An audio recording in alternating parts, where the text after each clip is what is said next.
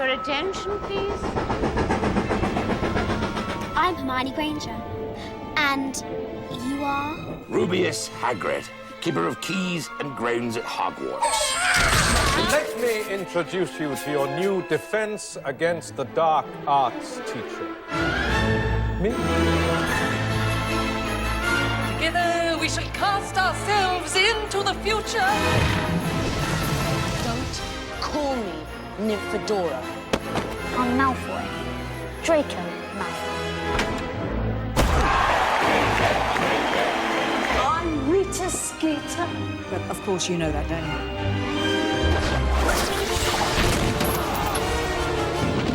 He's not Fred, I am. I will have order. Professor Snape. Professor R.J. Lupin. I prefer Sir Nicholas, if you don't mind. Merlin's beard!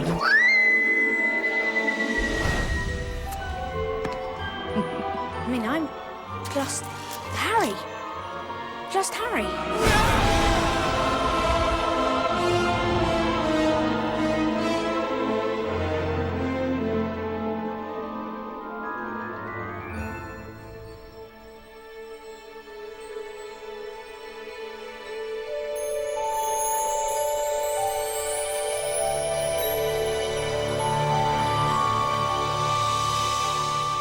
The reason why I became involved with Potter was the characters.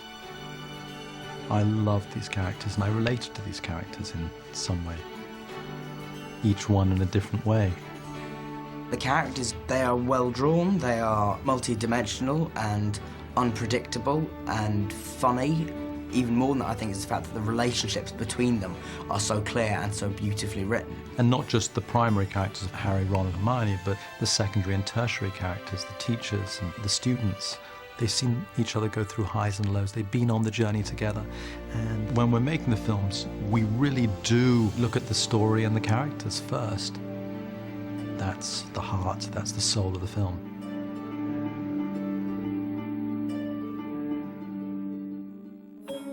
Harry had a thin face, knobbly knees, black hair and bright green eyes. He wore round glasses held together with a lot of sellotape because of all the times Dudley had punched him on the nose. The only thing Harry liked about his own appearance was a very thin scar on his forehead, which was shaped like a bolt of lightning. He had had it as long as he could remember, and the first question he could ever remember asking his Aunt Petunia was how he had got it. In the car crash when your parents died. I've always kind of said that Harry's not a hero. He's a hero, but he's not a hero in the Superman sense of the word hero. He's a very vulnerable, kind of fragile kind of hero who is incredibly afraid. And it's somebody coming to terms with that. And it's about, you know, the importance of friendship, which he learns to rely so heavily on Ron and Hermione. He had just raised his wand when the compartment door slid open again. The toadless boy was back, but this time he had a girl with him. She was already wearing her new Hogwarts robes. Has anyone seen a toad? Neville's lost one, she said. She had a bossy sort of voice, lots of bushy hair and rather large front teeth. She was so much like myself. I mean, I was seriously nerdy. And I was very kind of insecure like she was. I was quite a tomboy. I wasn't super popular or anything, so I basically was her, to be fair. Now, I used to sit there in interviews and be like, I'm not like her at all. And like try to convince everyone that I wasn't. I was absolutely adamant. I've never been top of the class, and I've never read loads of books. I've always been totally the opposite, really. But my mum was a lot like her. Real swot at school. I've just accepted it now. Hello, dear, she said. First time at Hogwarts? Ron's new too. She pointed at the last and youngest of her sons. He was tall, thin and gangling, with freckles, big hands and feet, and a long nose. That doesn't really describe me at all, really. Especially the tall part. I'm ginger, that's the main thing. Joe Rowling asked me to read this here today. Having seen Dan Radcliffe's screen test, I don't think Chris Columbus could have found a better Harry. I'm also delighted to see that we're going to have a screen Ron and Hermione who can bicker as though they've been doing it all their lives. Chris's choice of 3 wonderful British actors for the leading roles shows how well he understands the spirit of these books. I wish Dan, Emma, and Rupert the very best of luck and hope that they have as much fun acting the first year at Hogwarts as I had writing it. I think I'm a tiny bit like Harry. Because I'd like to have an owl. Dan, at his core, is essentially a really good person. And I felt that that's what Harry was. Harry has a goodness that you really can't explain. You can only see it in someone's eyes. When we were doing the first movie, once they got the job, once they were on the set, they were all so excited to be there. Yet at the same time, getting them into character was difficult, to say the least. 114, take one, A and B cameras. All right, Dan, I want you, when you open that book, really big reaction. You're scared to death. You close it as fast as you can and put it back there. Set, and really loud. Actually, you can shake the book a little yourself, Dan, okay? Set, and action! Those early days were part filming and part acting lessons. I was striving to get a performance out of these guys. Footsteps! Footsteps! They couldn't have been any greener. Gary, I thought we had to talk about the cloak. Sorry. The kids bonded immediately because they were all thrown into it for the first time in their lives as actors.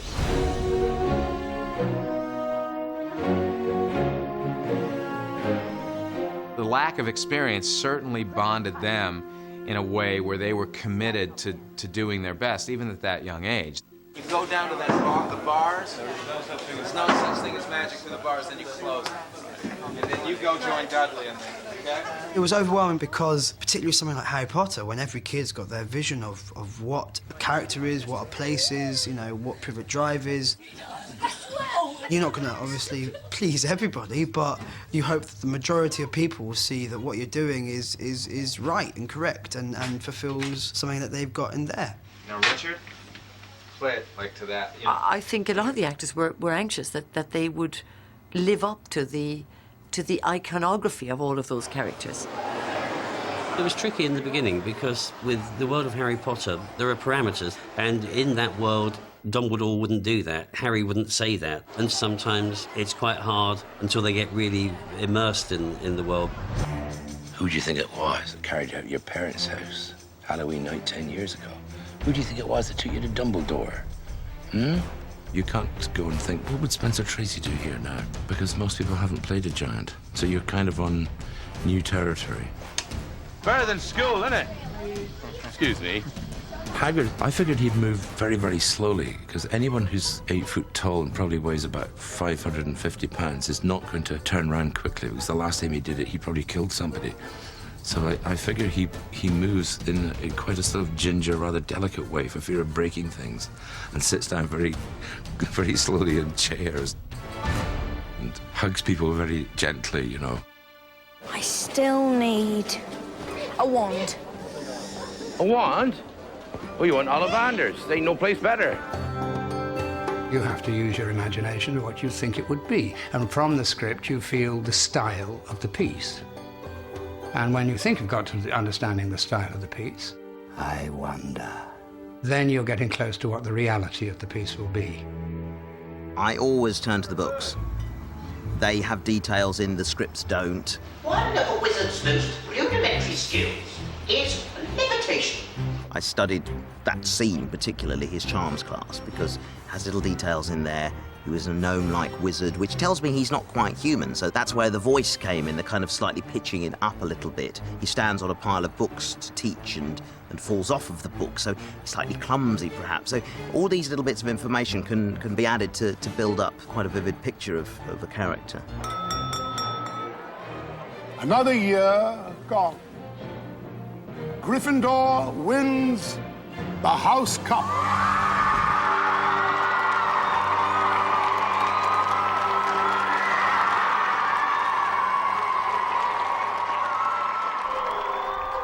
Harry Potter's all about beating the clock. You didn't want to wait another year to start Chamber of Secrets because the kids age so quickly that they'd be too old for their roles in that particular book. So the films essentially needed to be shot back to back to back to back. Set and action. Do you think it's true? Do you think there really is a Chamber of Secrets? I was really excited to come back for a second because I felt like, okay, I kind of know what to expect now. But if there really is a Chamber of Secrets, and it's really been opened, that means... The heir of Slytherin has been returned to Hogwarts. The problem is... No, sorry. Can I do that again? Yeah. Sorry, go again. I felt marginally more in control. Really sorry. All right, save the red. Camera reloading. Hardly any of you remember that my favorite color is lilac. You can't just put an actor who's only done a little bit of work in with these incredible stage actors and these incredible film actors. You need another legendary actor. Gilderoy Lockhart came slowly into view, seated at a table, surrounded by large pictures of his own face, all winking and flashing dazzlingly white teeth at the crowd. You may find yourselves facing your worst fears in this room. Know only that no harm can befall you whilst I am here. I must ask you not to scream. It might provoke them! I was absolutely thrilled when it all came to pass. He's just a wonderfully puffed up character. He's deeply, deeply, deeply in love, but with himself. He pretends to be humble. He's wonderfully cowardly. He pretends to be brave and strong. He would sell his best friend down the river. Pretends to be a gracious person, but in reality... Fantastically unreliable. Complete and utter phony. And those are all qualities that it was good fun to play. I didn't get rid of the band and banshee by smiling at them. First day I got there, I saw a crew list. I might expect to see 150 names on a normal crew list on a big film. 1,500 names, I counted them. That makes you sweat a bit. I'd love to know whether J.K. Rowling modelled him after anybody in particular. Some people might say, oh, it's like any number of actors or public figures. In crew terms, he's comic relief.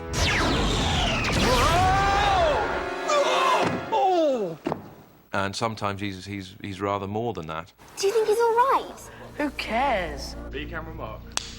Set and action. Out of my way, Potter. Draco's dad, his name's Lucius Malfoy. He comes into the story and it makes everything the Malfoy now a bit more scarier. Mr. Malfoy crossed the shop, looking lazily at the items on display, and rang a bell on the counter, before turning to his son and saying, "Touch nothing, Draco." What did I say? Touch nothing. Exactly. Sorry, Father. The camera loves him, and unfortunately, the camera loves him in a really evil way. Jason has a wonderful sort of ability to be theatrical, but with a darkness. And you wanted someone who could play the character who had this sort of elevated sense of self, who was quite superior and disdainful. My sole concern has always been and will always be the welfare of this venerable institution and its students, of course.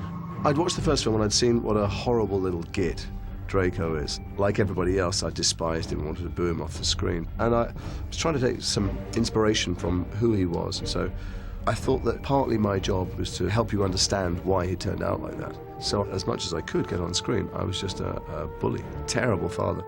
You see, Weasley, unlike some, my father can afford the best. The Malfoy families and the Weasley families are polar opposites. The Malfoys are about order, structure, and rules, whereas the Weasleys are more hippie. They're much more of a unified family. We have a very different idea about what disgraces the name of wizard, Malfoy. Clearly. Arthur Weasley is actually, you know, the real deal. He's a proper dad. Apparently, I didn't know this, but J.K. Rowling said that he's the only real father, the only functional father, which actually he is. The others are kind of surrogate fathers. Your sons flew that enchanted car of yours to Surrey and back last night. Did you really? How'd it go? I mean, that was very wrong of you, boys. Very wrong indeed. The Weasleys, they're the sort of family anybody would want. But sort of homespun and from years gone by, you know, from the 50s is what they look like to me.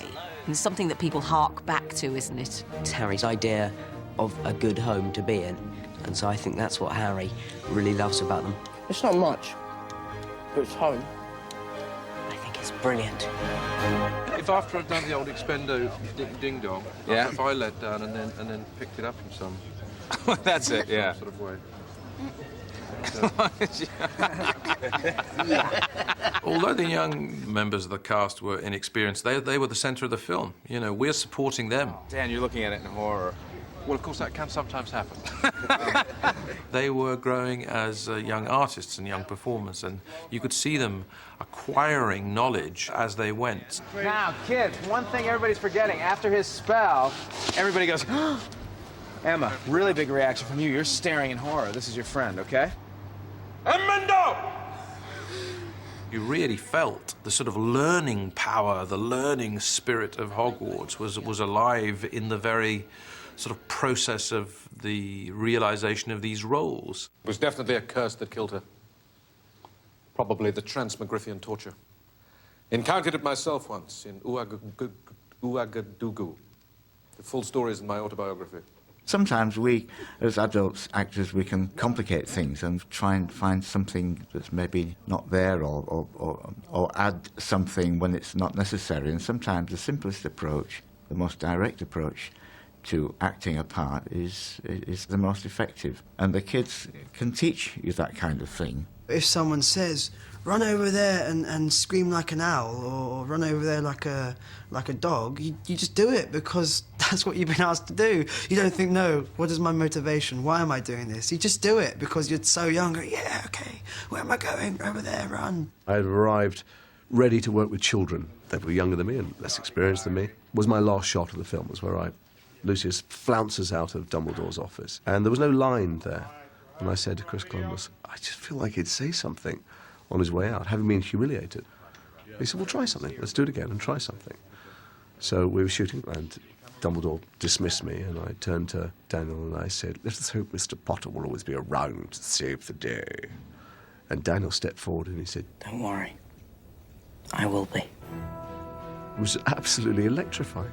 It was fantastic, and I flounced out the room. And at that moment I thought, that's not a kid, that's a 13-year-old actor. In the first film, I wouldn't have done it, but in the second, I kind of have a bit more confidence with putting ideas forward and trying new things. And so if I'm in a situation in the film, I think, how would Harry react to this? I've developed as a person so much, everybody on set has, especially me, Rupert and Emma. They've been working for a year and a half, so these kids are actually becoming seasoned professionals. It used to take 10 or 11 takes to get to a certain point in their performances. Now it takes 3 or 4. Come on, Harry. I didn't know I could speak past the time. What else don't I know about myself? I think even the adults have developed. I find this probably the most difficult part I've ever played. Let the feast begin. Because there is no sort of classical reference in it whatsoever. And you're left basically to your own sort of devices of what you want to make of it. I just found that the only way I could play it was to sort of find the voice. Most importantly of all, and pay attention, please. And you have to sort of find a rhythm to it, you know what I mean? Like music. The third floor corridor on the right-hand side is out of bounds. It's developed into a community now. It's almost like an actor's repertory company. And it's really much easier now. We all get to know each other and relax with each other. We trust each other. So it's been smashing like that.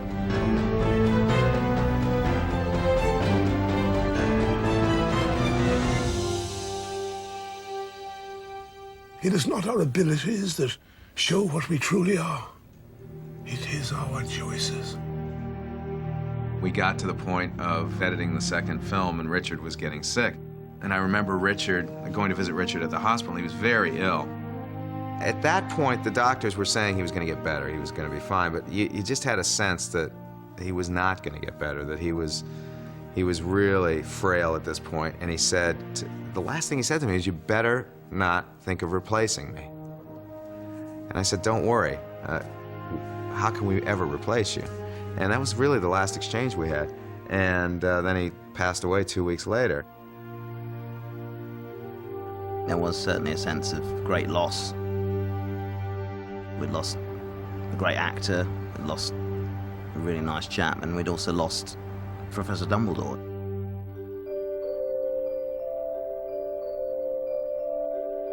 He was always very, very kind to me. He was great, in our scenes and helped me. When he died, I was very, very sad, and also I think it was more or less the first encounter with death. Dan was much closer to Richard than I was, but I still spent 2 years with him. I was really shocked. Richard always seemed so alive. I know it sounds like a weird thing to say, but with so much personality, and he was always laughing and joking, and it didn't make any sense to me.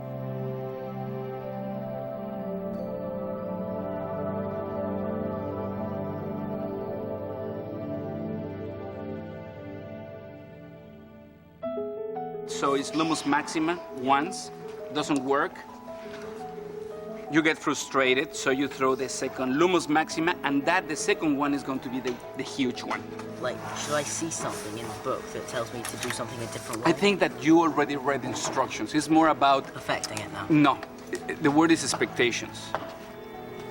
When you have expectations, things doesn't work. Okay. You know, when you act... Okay. You know what I mean? Chris Columbus had done an amazing job setting up the universe. The directors that followed Chris, all of us were very lucky that Chris made such great decisions. But there were places where I wanted to take this universe that were not present in the 2 previous films. Alfonso was kind of amazing to work with. When it comes just from your heart or from your own energy, then is when it happens, okay? Okay. It was a big step forward, I think, for us all working with him, because we all had to meet a whole new set of challenges. So that will take 6. Lumos Maxima. On, off. Lumos Maxima. On, off. Lumos Maxima. There you go. The first thing that I did with the 3 kids was to talk about what was important in Azkaban that was relevant for them as real people. Let's do something, just to get our timing right. I said, okay, I want you to write an essay in first person, you as Harry, you as Hermione, and you as Ron. And I want you to tell in this essay the story of your life from the standpoint of Harry, but investing that Harry with your own personal experiences and your own personal emotions. He was really interested in what we all thought of our characters, and it was his way of getting to know us.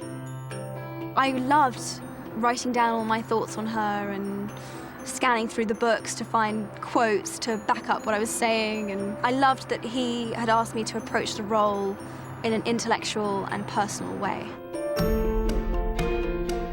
It was one of those moments where we felt, oh, right, okay, we've got to start making decisions for ourselves now as well, because Alfonso isn't just going to, spoon feed us the emotions. He wants us to find them for ourselves. And it was right, because at first we needed to be told what we should be feeling in these moments. And when Alfonso came along, we were all a little bit older, and we all had to start making these decisions for ourselves.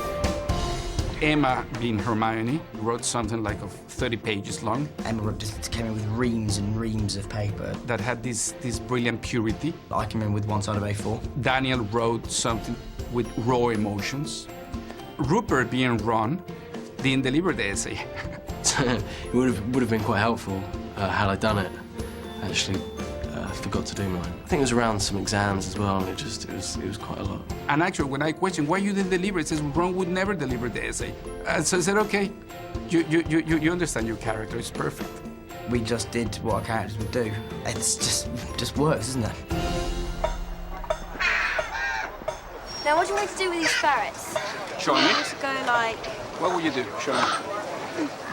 Maybe so you separate what are you one. saying? So I take one off here, chuck that on my sword, pick up the other one. Or and start. once that they start getting some confidence, they will question absolutely everything that I would do and why I would do this like this or things like that. Don't you think she'd be a bit squirmish? Skirmish means? Well, I'm carrying dead ferrets on my shoulders. Remember something, I was new. They've been Harry Potter and Hermione and Ron for a long time. So they were very good with their arguments about what Harry or Hermione would do or not. Alfonso wanted us to put a lot of ourselves and our thoughts into the characters. Hello. Okay, let's find out what feels organic with you. Hi. And what feels organic with the character. Early on, we said, okay, how would you wear your uniform? First, they were all Titus says, yes, but if your parents were not around. He said that you should, like, customize it how you would if you were really at school, so it feels more natural. They start doing weird things with ties or taking the shirts out. Some of the kids stocking everything and trying to be very neat. We all started wearing Slytherin rings, Slytherin tie pieces. And the hairstyle was pretty much dictated by the kids. Because we wanted to be something organic, the hair, the uniform, and the attitude of each one of the actors. You go on living, but you have no memory. No sense of self, you're just a shell. He told us the script that you've been given. If you don't feel that it's natural or that it works, then you just say, and we can change it. An empty shell. Well, if you feel saying no sense of self, if it helps, keep it. Yeah, it floats. If it floats, okay, so keep it. What I loved about what Alfonso did with it, it is that sense of rebellion. You realize that you're in a different world now. These aren't kids anymore. And this one, Hermione, she's rock and roll. She's girl power. She's out there doing everything. Foul, loathsome, evil. Malfoy insults her, and instead of keep walking, just ignore him. That's it. Smack. I remember agents start calling about possibilities to play Dumbledore. I remember David getting so upset and said, we're not going to discuss this for a long time. You know, he didn't want to go there. And I respect and admire that quite a lot. And then once that we needed to start moving on, I think that it was very clear that we were leaning very, very rapidly towards Michael Gambon. Welcome, welcome to another year at Hogwarts. There's a grace and there's a dignity and there's a weight there. And Michael's very mischievous in his own sort of special way. In any press conference that he was asked, how do you feel stepping into Richard Harris' shoes, he would pretend that he didn't know that he was replacing somebody. He would go, oh, am I? What Michael Gambon has brought to the film is something very special, because I think he's acknowledged Richard in giving Dumbledore a little bit of an Irish accent, but he again has made the character very much his own. We must search the ground. Well, search the skies if you must, Minister. Meanwhile, I'd like a nice cup of tea or a large brandy. Something of the slight changes that we wanted to do is that we wanted to recover one element of the Dumbledore of the books, that is a certain, rather than a regalness, a certain funkiness. He could seem a little shabby and a little distracted, but actually he's completely in control of everything. And that's something that I think that Michael brought onto the table really beautifully. One more time. The lines came out, but they're all jumbled. Dumbledore is who Dumbledore is by the very nature of what Joe Rowling wrote. Wise, eccentric, with a twinkle in his eye. He doesn't replace Richard. He is doing Michael Gambon's Dumbledore. Dear lady, who did this to you? It's him, Headmaster. The one they all talk about. He's here, somewhere in the castle. Sirius Black! Don't tell me you've never been hearing of Sirius Black. He's a murderer. Throughout the whole first part of the film, the big villain, the big danger is Sirius Black. And there's a twist in which you realize that actually Sirius Black has been a good guy all along. Not only a good guy, he's going to become the new father figure for Harry. So we needed an actor who could not only play the two different parts, but play the transition to the different parts. Gary Oldman as Sirius Black. There's a kind of rock and roll quality about Gary. And he's not that old, but he kind of feels like he's been there forever, really. In a good way, in a really kind of rebellious way. The world has read these books, so I'm not going to be everyone's idea of Sirius Black. I'd like to think I haven't disappointed anyone.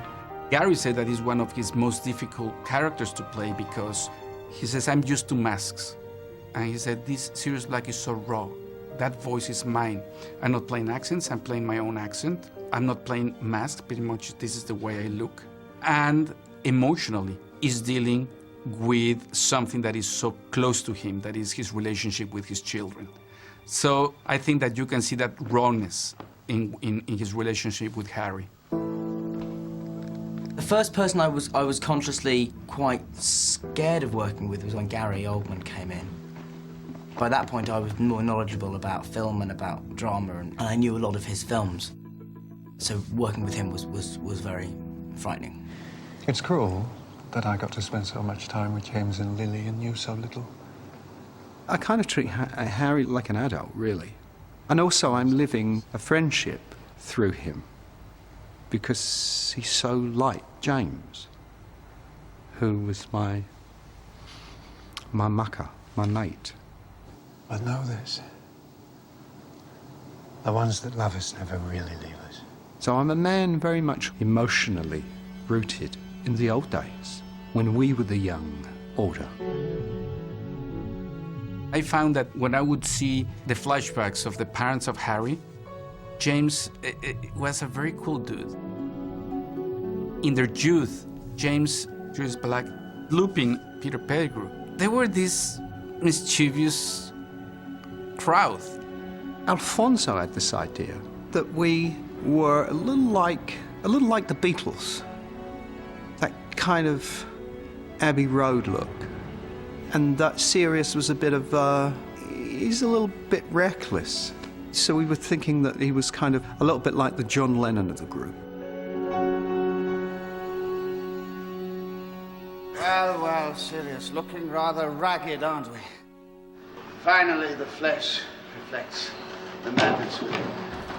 Well, you'd know all about the madness within, wouldn't you, Remus?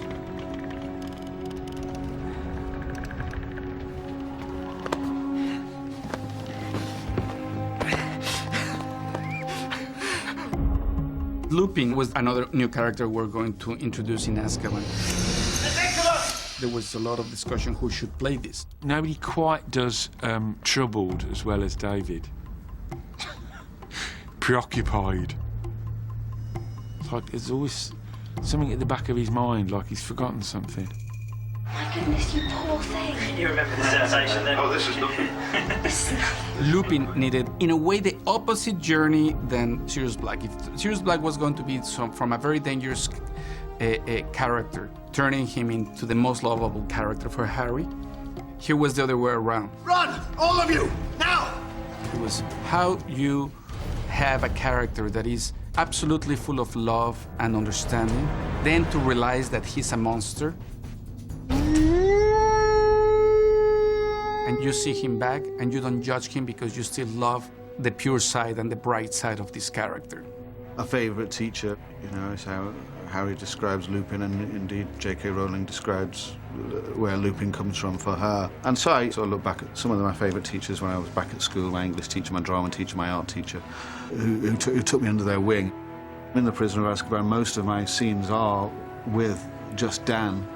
The nice thing I found was that he's a remarkably wonderful boy, now young man, and so it wasn't difficult at all to feel affection for him and to feel protective of him. Ridiculous! Emotionally, it was never a kid hanging with a werewolf. It was this kid hanging with his favorite uncle who has this disease. You know what I mean? It was always finding the reference in the universe that we know. Well done, Harry. Well done. Professor Trelawney. Another new character introduced in Azkaban. Professor Trelawney and Emma Thompson agreed to do the character. Tonight, he who betrayed his friends, whose heart rots with murder, shall break free. I thought about the character, and it was just the first thing that occurred to me was, if she's always going, look beyond, if you're always looking beyond, then you can't see what's there. So I thought, if she hasn't looked at herself, she can't see herself, then she must look all sort of undone and not at all well put together. I did have buttons here once, but I don't know where they are. They've gone. She took the character of Trelawney, and what she did was so great. Says, yes, in the book, she whispers all the time. He says, I don't know if we're going to achieve necessarily cinematically what is in the book just by whispering. And so she started doing this balance of whispering and screaming. Crystal gazing requires that you clear the inner eye. Emma Thompson became like the big teacher for Emma Watson. Maybe I'm in years. The heart that beats beneath your bosom is as shriveled as an old maid's. Little Emma, she was at awe that she was going to work with Emma Thompson. She thought she was going to meet this very aloof genius. And what she received was this person who was just trying for everybody to have a good experience while we were working together.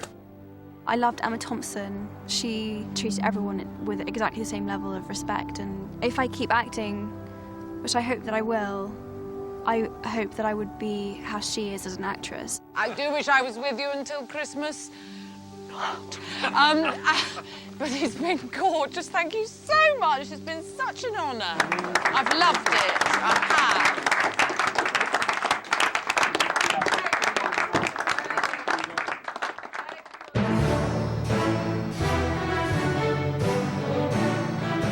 Between the third and the fourth, there was more of a break. You know, there was a much more substantial time off. It was just great to be back here with everyone who I've got to know so well after the last few films. It's kind of like we were back for a new term at Hogwarts, literally. But I always get quite nervous when you sort of find out it's going to be a new director, because you spend a long time with them, so you get quite close, and it's quite nerve-wracking to see what sort of person it's going to be. Now, would you listen to me, please? There is no point in any of us being here unless you are good. And every one of you has got to show with their face, with their body language, with everything visibly, that it is unbelievably dangerous. It's not just sitting about Harry Potter. We all have Harry Potter, so for kids, right? Well, not this one. Mike Newell has a real professorial quality and was very much a taskmaster and encouraging them to capture the essence of the characters they're playing. Mike Newell's such a big personality. He's so British. It was so loud and, like, if he said something, everybody would shut up. It's about how you pay attention. It's about how jumpy you are. It's about how you respond when he shouts at you! It's really sort of quite scary sometimes. They don't know me, they don't know what I want, they just know that they have been told to sit up straight and fold their hands in their laps and pay attention. Action! Stay away from me. Fine. You would say something to them and they would say, yes sir, thank you sir, very good sir, yes sir. And you'd think that's not it at all. There were these two called the twins, who are brothers to Rupert. Yeah, Jamie's this side? Right, okay, Jamie, you go first. Am I looking at the right bloke? I still can't remember which way round they are, but they're heavenly boys. Here we go, lots of juice, everybody. And I'd staged a little bit of action in the corner where they started a kind of sort of pushing fight, which I then wanted to ignite into something more serious. They did a very sort of stiff. I said, no, come on. You know it's not like that. Cut! Cut it! Cut! He comes over and looks over the top and he goes, right, which one of you two wants to fight? Okay, who wants to fight? Like a fool, I said, yes, okay, I will. On came one of them, I don't remember which one. With me trying to bang his head on the stones and him trying to bang my head on the stones. And he starts like throwing me around, so I thought, okay, I'll throw him around. The rest of the children couldn't believe what they were seeing. His director is rolling on the floor with so-and-so. One of the crew had left something on the floor, and as I threw him onto it, and he bruised or cracked his rib or something like that.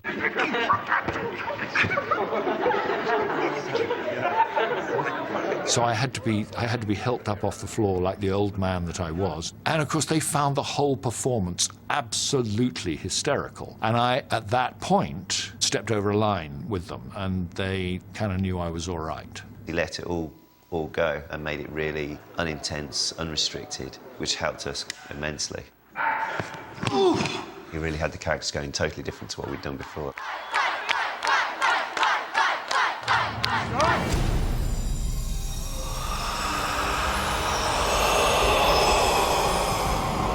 The Goblet of Fire allowed us to expand beyond the walls of Hogwarts. We just were able to see that the wizarding world was a much bigger world than we'd been accustomed to. Please greet the proud sons of Durmstrang.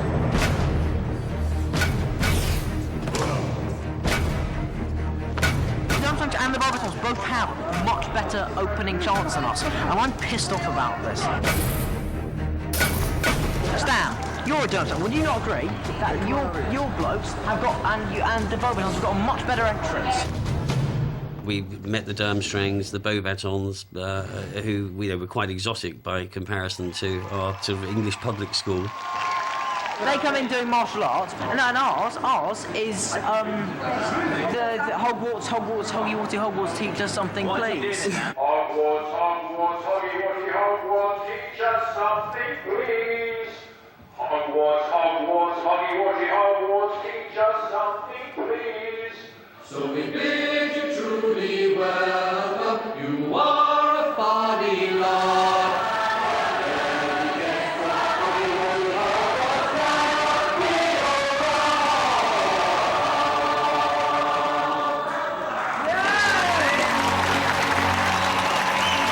Excellent!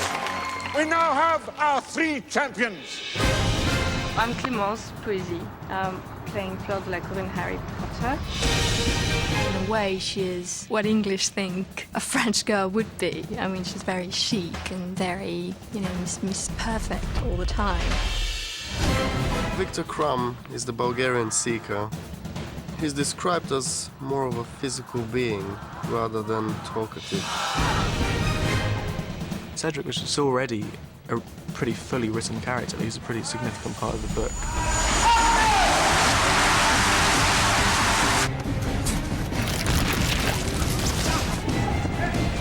He's quite competitive, but he plays fair and he sticks to the rules like he should. So who's the standing right next to you? Ron. Come on, get my name right. I don't know, I think it's just Ron. Hey, what's my name? You look at the script, I think it's just Ron. Doesn't know my name. What's my name, Rob? What's my name? What's my name? That's that one. Hi, Carrie. That's that one. This is plain rude. On Christmas Eve night, we and our guests gather in the Great Hall for a night of well-mannered frivolity.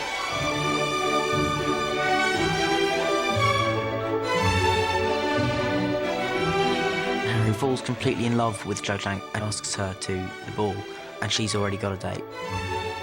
That's what I like about Harry, is he's pathetic at the whole romance thing. He's rubbish. He's no good with girls, he's no good with dating, he doesn't know how to be around girls. I'm actually a really fantastic dancer, but because Harry's not very good, I felt I should play it down.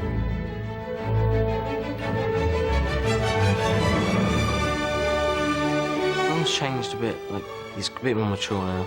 He's got a bit more comfortable around girls and that, which is quite fun to do. Now, don't swing your arms, okay? What's happening is that you're coming on as a perfectly normally dressed girl and you're not, okay? I was so nervous about the whole thing, because it's meant to be such a big moment. No, it's lovely. I got down about 3 steps and fell down in front of the whole set, which was incredibly embarrassing.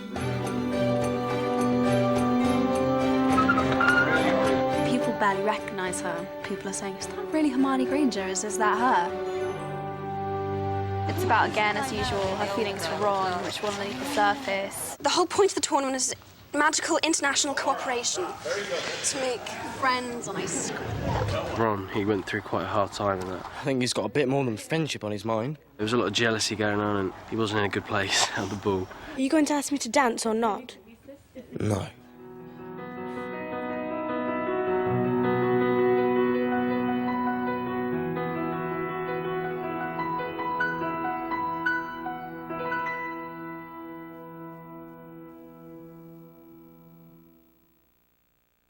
Alistair Moody, ex-Auror, Ministry Malcontent, and your new Defence Against the Dark Arts teacher! You know, Mad Eye's his own man, and when it comes down to it, he's a gunslinger with a wand. What appealed to me about him was the fact that he reminded me of some of the teachers of the old school. You need to know what you're up against. You need to be prepared. That whole notion of tough love and all that kind of thing.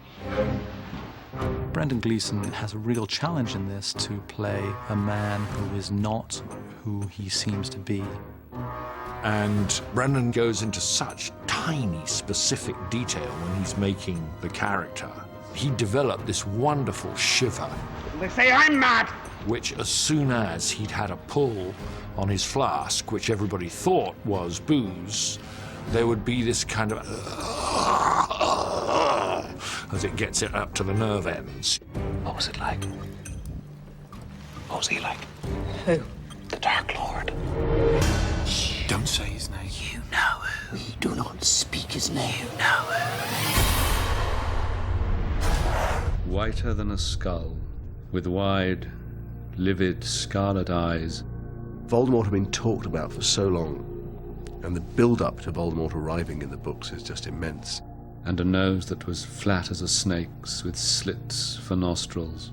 I remember reading, and then his face turns round, when Voldemort's face turns round, and just thinking, wow, wow, wow. Lord Voldemort had risen again.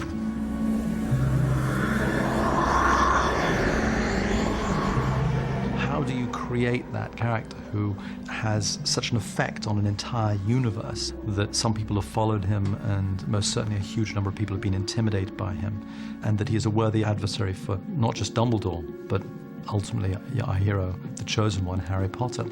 There was only one that we were truly interested in, and it was Rafe. I was just aware of it as a very successful franchise.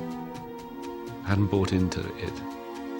And actually, the thing that made me excited was the artwork that Mike Newell showed me about the look of the character. There were a lot of tense discussions about his look.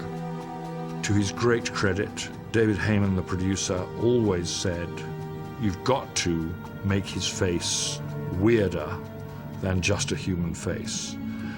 And that's going to take you doing something with the nose, which Rafe and I were both vehemently opposed to. And then we did some drawings, and then Rafe suddenly said one day, you know, it's not half bad. The nose is flattened to suggest the physiognomy of a snake. It was just a gut feeling about, oh, that's an interesting and daring and challenging, hopefully scary look. We're approaching the graveyard set.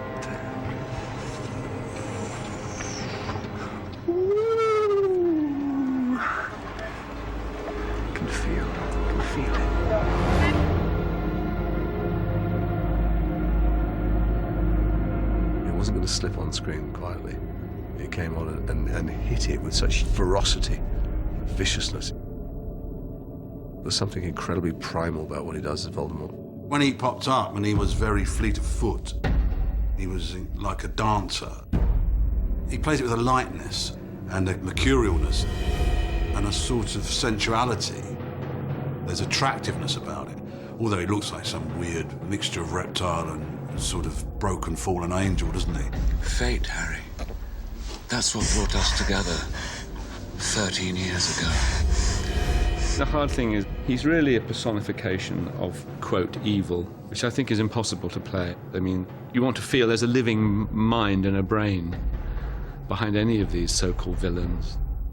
Where I start from is the idea of love is repulsive to Voldemort. You can't help thinking that he's been cheated of it. So therefore it becomes a thing to despise and to destroy.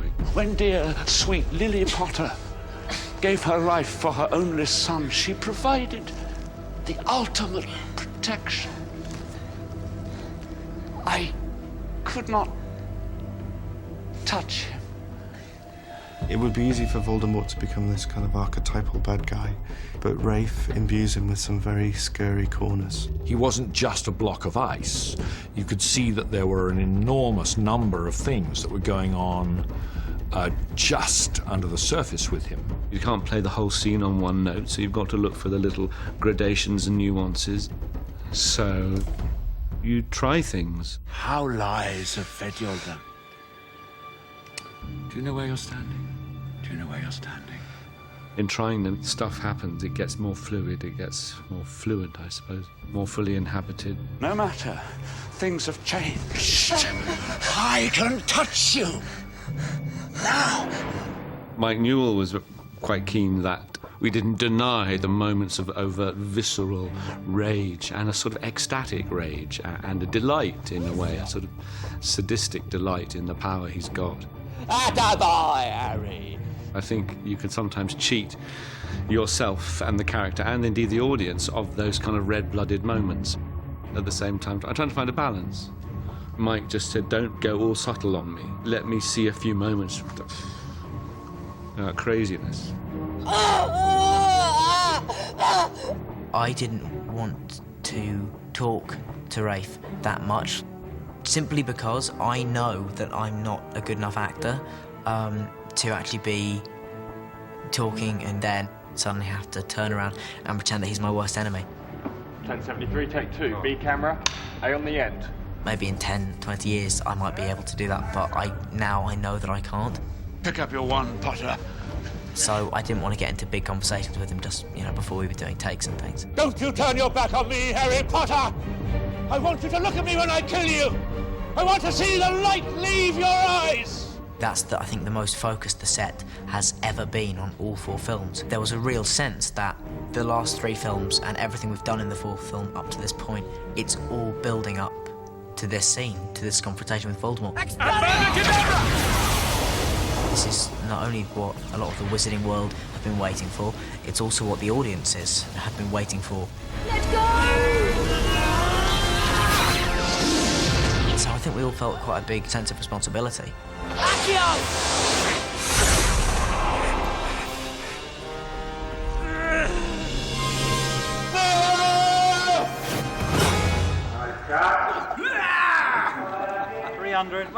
Let's do it again. Very good. Very good. Very good. Very good. Once again, right away. We'll print it.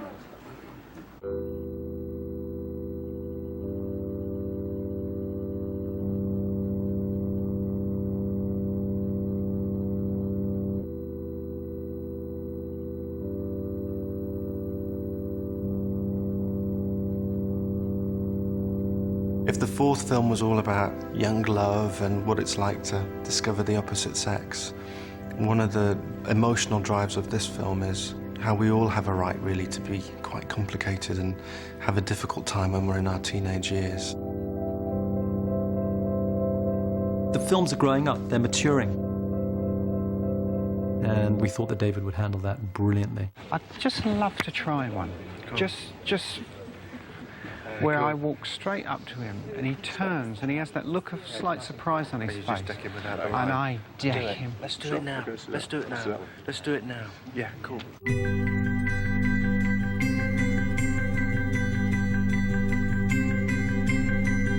He always wants the atmosphere to be created in the room, which obviously I think is very important. It helps out whoever's in front of camera. If us behind camera are sort of playing up and really acting out the scene, and it's not just sitting back and going through your lines. Here we go. So we've got to up the energy, guys. It doesn't feel like a dance. It doesn't feel like you're enjoying this moment, You've really got to give them a hand to help out. We need to really bounce it up. Okay, here we go, and action! Come on! He's more in the subtext, into what the character is really thinking, not what he's saying. I just somehow, there's a big story between the two of them. They've been on too many nights. Yeah, I can see them. They've been on too many nights together. Yeah. It's one of the things I love about the job, is that you're working with people who are interpreting characters and presenting characters. And one of my favourite bits of directing is exploring these characters with the actors who make them real. I'm not pushed sort of relatively regularly. There is always a danger that I will get complacent. If you're doing a few scenes where you can sort of drift through it, you sort of start thinking, oh God, will I be able to really hack it when I get back into the big scenes? There's this moment where he's with Snape. It appears that there is a connection between the Dark Lord's mind and your own. Whether he is as yet aware of this connection is, for the moment, unclear. And he's going through the whole occlumency lesson. It's a really interesting journey for Dan to take as an actor. You mean if he knows about it, then he'll be able to read my mind? Read it. Control it. unhinged. It's actually quite a complex bit of acting, and we were on like take 7, and I said, "Well, just keep going, Dan. We'll just go straight for another take. We won't break it." And action. Here there is a connection between the Dark Lord's mind and your own. And reset once more. Reset, please. Very good. And I'll go for take 8, take 9, and we'll get to take 12. And action. And I can see the determination in his eyes that this time he's going to really make it sing. This time he's really going to crack that moment. It was very intense. We were in there for about 3 days. Concentrate, Potter. Focus. I've never been as pushed as regularly as I am on this film. David Yates is fantastic at helping me to find new levels of character. It's one of the reasons I felt so good about coming back again was because, yeah, I'm back for a 5th time, but David, he's really going to teach me something. Okay, let's shoot, guys. Numbers, please. I really love doing research for a character.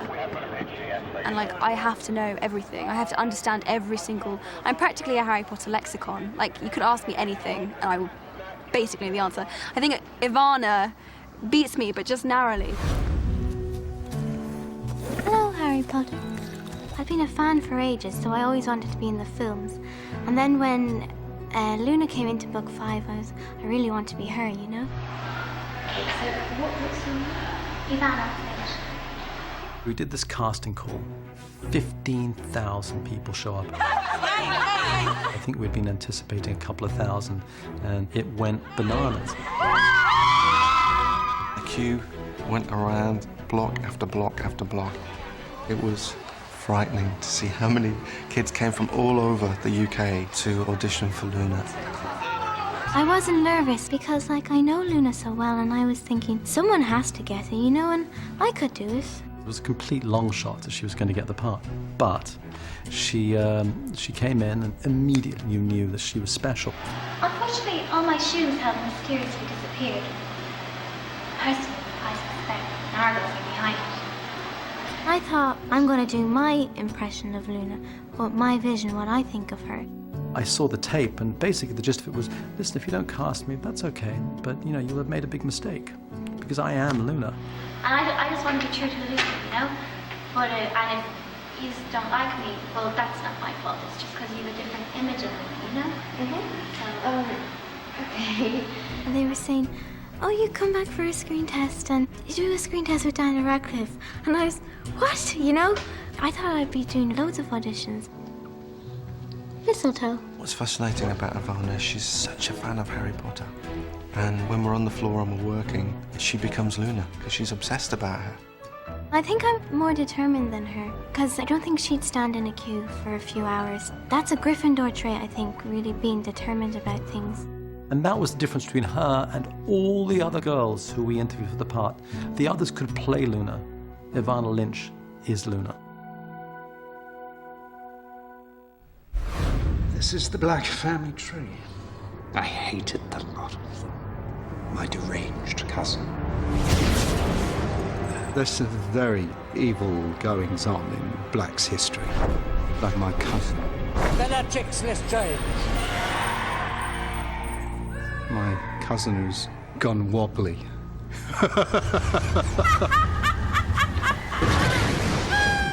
She's got, obviously, a personality disorder. Harry Potter? Helena came in and we really threw it around the room. She was determined that we never took a straight line with Bellatrix. And so Helena's did some really crazy stuff, some of which has ended up in the film and some of which hasn't. To be. Or not to be. It's like an acting exercise, isn't it? I'm definitely milking every moment that I have. I've probably got about 4 lines. I keep on trying to give myself more lines. And if I start talking, Gary, just let me talk, improvise. I'll stop you. I also had great fun creating the look of her. Originally, I think they sort of said, like, black sack, and I thought, I don't want to have a black sack, because I'd done witches before, and I'd done the hag look, and I thought, I've got to be sexier. I also had the feeling that because she's in prison for 14 years, there's a dilapidated quality to her, in the way that she was once intensely glamorous and very beautiful, but has sort of gone to seed. You know, you can't dress Helena and say this is it. Helena needs to be able to help create that costume because she's expressing that character. So she needs to express the costume too. A costume is really important. Sometimes I can't get a character and then suddenly you put something on and it's like, oh, there it is. You know, the first day was like, well, how does she walk? Because she's very clumsy. I thought maybe she'd walk, you know, with her legs out, you know, kind of, and then tripping over. But the idea that she's trying to be an adult, she's the youngest person in the Order of the Phoenix. So slowly they kind of developed it. You know, the boots were the first thing. I was wearing high heels with pointy bits. And they were like, no, these big boots that's what makes her sturdy and what trips her up a lot. We also wish to welcome our new Defense Against the Dark Arts teacher, Professor Dolores Umbridge. In the book, of course, she's described as very ugly and toad-like, and I love people saying, oh, you'd be great for that part. Thanks very much. Because she's quite hard. I thought that was quite important to have a caring sort of look. So we've had a lot of fun with it, and the shape. Just a little round, woolly person. It's just not very nice. I thought Imelda was very interesting to watch. That thing of, no, I'm not doing, but what I am saying. A lot of actors, you know, do the same thing. Well, I've rehearsed it, decided how it's going to be, and just do it and do it and do it. Whereas Imelda was very flexible. Like, every take would be something different. Things at Hogwarts are far worse than I feared. Things at Hogwarts are far worse than I feared. Things are far worse at Hogwarts than I'd imagined.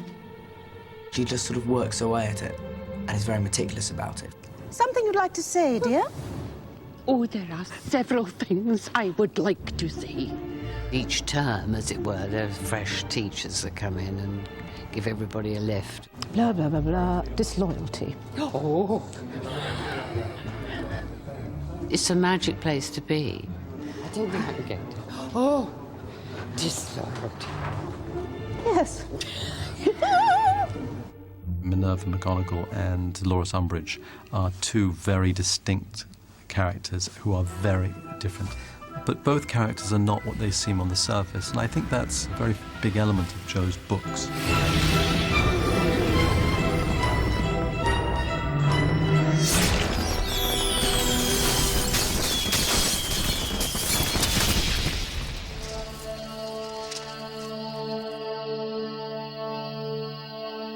On 3 I went, okay, yeah, this is what I want to do. I want to be an actor. But 3 was when I made that decision. And on 5 I had a moment where there was a scene between myself and Sirius at the tapestry when Harry's wondering if he is turning into a bad person. And Sirius says, You're not a bad person. You're a very good person who bad things have happened to. And it's the absolute line that sums up Harry's situation. Harry feels, I guess, it's a lot of shame and a lot of guilt. I just feel so angry all the time. And Sirius just basically says, we have choice. And it's just what we do with it that matters, that defines who we are. You don't often get to do scenes like that. When I first saw that scene, it was the first time I looked at it and went, well done, that was good. That was like proper acting then. You couldn't see the joins. And that is in part to do with the fact that I have Gary Oldman around at the time. And action. Dan adores Gary, really respects him and his craft. It's just this whole thing at the beginning, you know, well, what's life without a little risk? Yeah, it's a great privilege to see the way he'll take Dan aside and talk to him. How many films have you done? 40-something. There must be now. Yeah. How long have you been acting for? 22 years. You have 40-odd films, 22 Something like that. That's pretty good going, and stage work. Yeah, I did stage as well. I would do a movie, a stage, a movie, stage, movie, stage.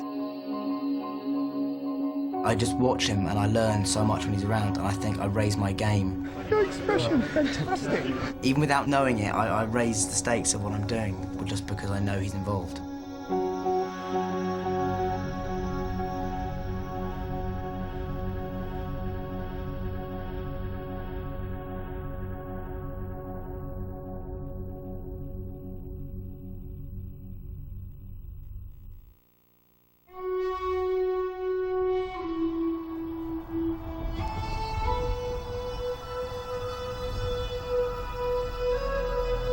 I'm a book purist, so I've read each one of them 3 or 4 times each. I usually read them before we start. I always found that. I was quite late reading the last one. I did read it. And I really enjoyed it. I did, yeah. I mean, I read it quite... I left it quite late. I was probably the last one to read it. In the world, ever. Probably. In the universe. Yeah, no, I really enjoyed the last book. Don't listen to it. No, I'm glad you read it. I do believe you. 6. I mean, it's got its intensities and its, you know, its dark moments, but it's actually quite fun. Sir, wonderful to see you. So what brings you here? Oh, the 3 broomsticks and I go way back, further than I'd care to admit. I remember it was just called 1 broomstick. I've worked with Jim Broadbent before, and I knew his capacity for both comedy and for pathos would absolutely bring so much to the table for Slughorn. We had a few conversations about his vulnerabilities and his strengths. It's a mad time to live in, mad! Sort of homing in on the essentials of the character. Any ideas what these might be? Yes, Miss... Granger, sir. For me, the feeling of this one for Hermione's character is that it's much more of a romantic comedy. It's much more about relationships. This is Amortentia, the most powerful love potion in the world. That's my one.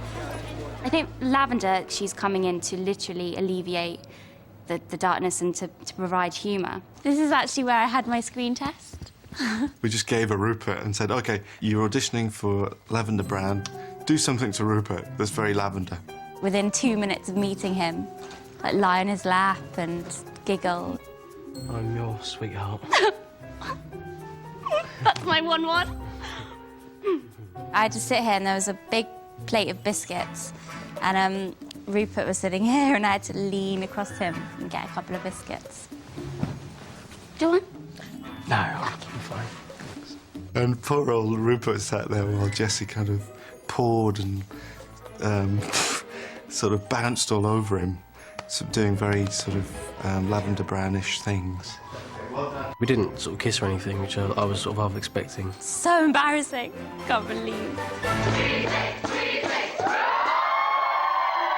Ron uses her, really, to instill jealousy in Hermione. And in the end, the extreme of Lavender's character actually causes, you know, Ron to see the greatness in Hermione and what they should be together. These girls, you're gonna kill me, Harry. People, I think, underestimate Rupert as an actor because he is so funny and he makes it all look so easy. Hello, darling. How's your drink? I've sat in screenings with audiences who watch what Rupert can do, and he obviously connects with them really brilliantly. That's the comfort zone the audience have with him. It's Rupert. He'll be funny and appealing, but he can do really serious, straight stuff. And we're seeing stuff Rupert doing in the Hallows Part 1 and Hallows Part 2, which is really grown up and dark. You watch and go, God, it's really powerful. As an actor, your job is to be somebody else. And I love that. I love the challenge of playing somebody else. But when you're playing the same character for so many years, it can get quite tedious. But I was quite lucky with Neville in terms of he evolves so much over the years that every time I come back, it's like playing somebody else. Expelliarmus! Look at him. He can do spells now. He's not as shy as he used to be. He's not as vulnerable. He stands up for himself, stands up for his friends. And every year just bringing a little bit more into it, a little bit more, and adding layers. And that is even more challenging than playing somebody else completely. Everyone, please, quiet, please. Shut it! Thanks. In order to focus where your character moves for each film from the book, you've kind of got to bring the character on, you know, in each step, because otherwise you'd just be playing the same sort of tone throughout. I think in the first few ones she's really shy and she gets really embarrassed around Harry and you know, other people. She's kind of quite contained. But as the books go on, I think she understands he isn't just the chosen one and he isn't this special character, he's just who he is, and I think that's kind of why they end up together. And Jack, good. Bonnie, that was excellent. Jack the game. That was terrific. It's all about truth and honesty and finding the reality and humanity in each character, whether they be on the light side or on the dark side. Roll, please! Sissy, you can't do this. He can't be trusted.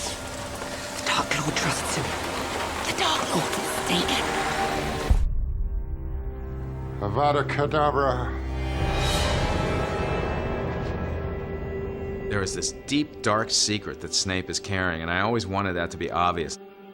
From the very first time Snape looks at Harry, and you've seen the first film, when Snape is looking at Harry, there's something much, much deeper going on. Harry, what is it? Where shall I be? Nothing. Nothing, I'm fine. I don't think anybody but Joanne Rowling is sure about him. You know, he seems to be one thing, and then constantly pulls the rug out from under your feet.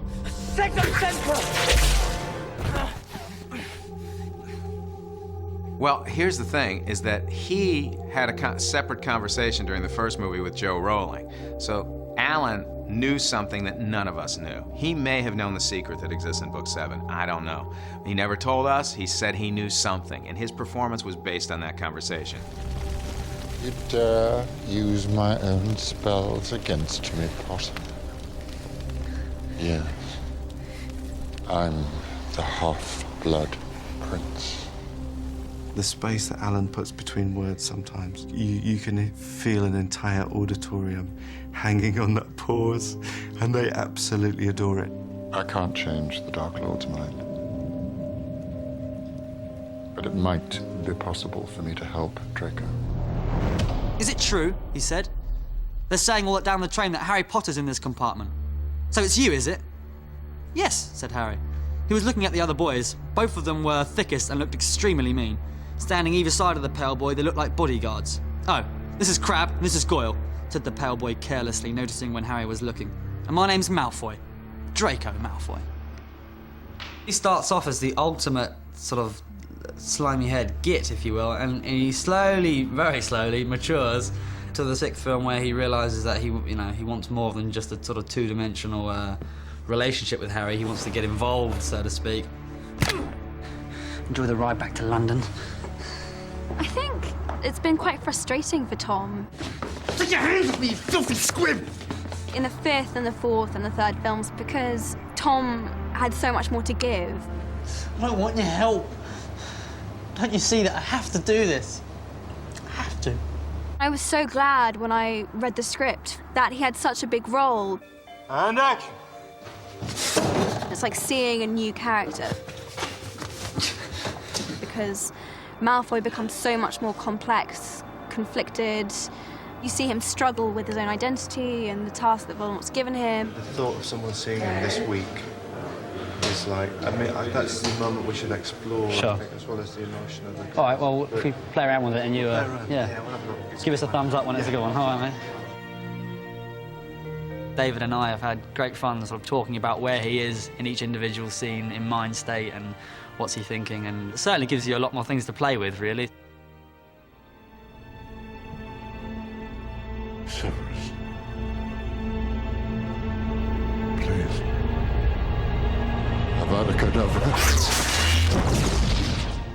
The thing that Dumbledore's death did was to steal Harry and to really focus him on the task ahead, because before he was the foot soldier who was under orders, and now it was different. Now he was the one who having to make the plans.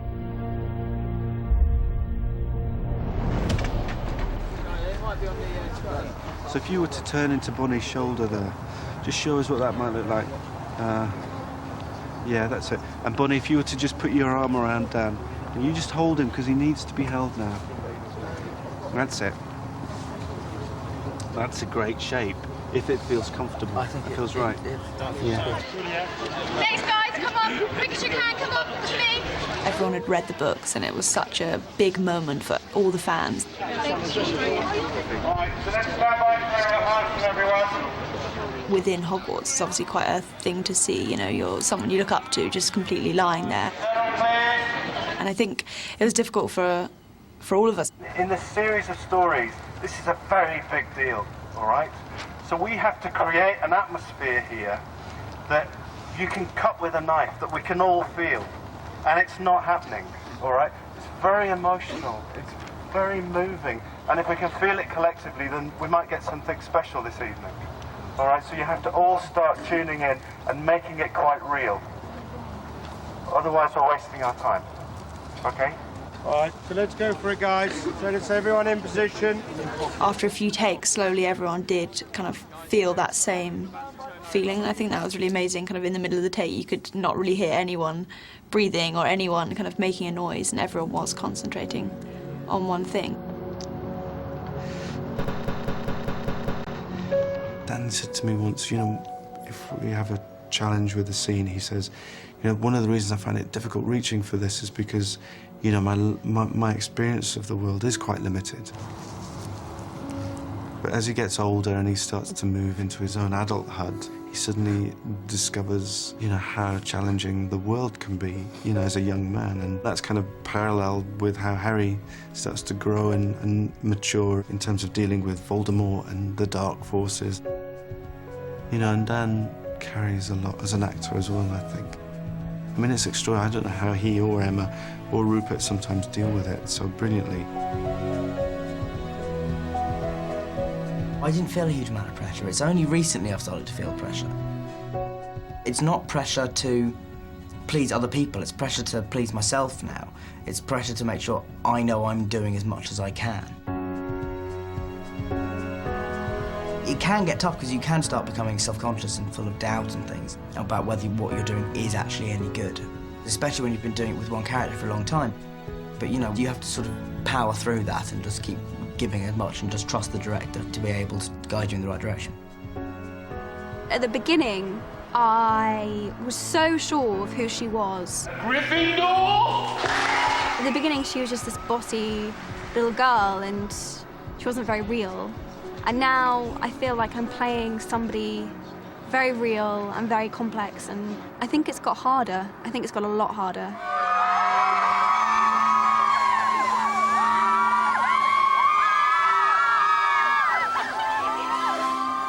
Here we are talking as we're filming the 7th film.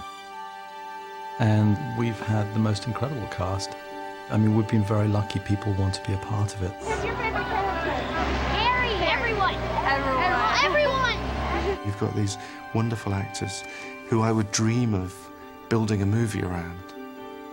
And in Potter, I get them for 5 minutes and they come in and they do their bit and it's great, and then we move on. So it's a real privilege. Hard to believe. It'll be us leaving one day.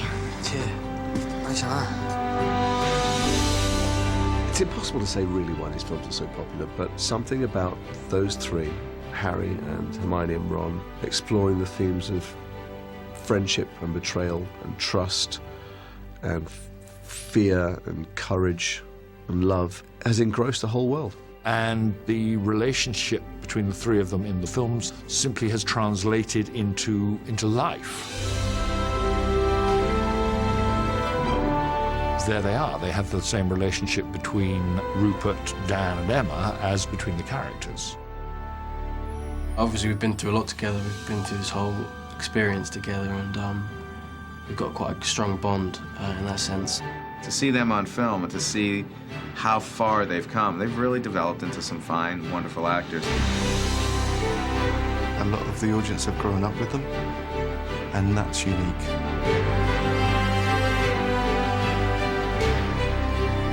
There's a set of characters here that you've seen mature and develop and change. I think that's kind of a beautiful thing. There's probably no series quite like that.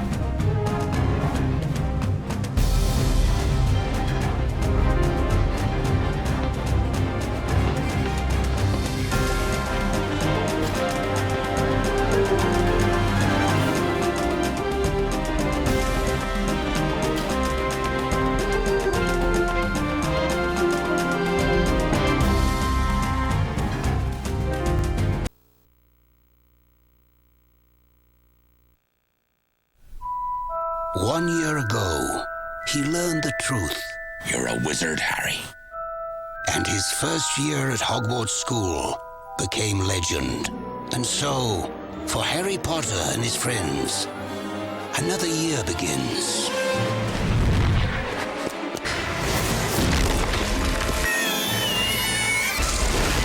It's very different from the first film. It's got basically more of everything. Hold still!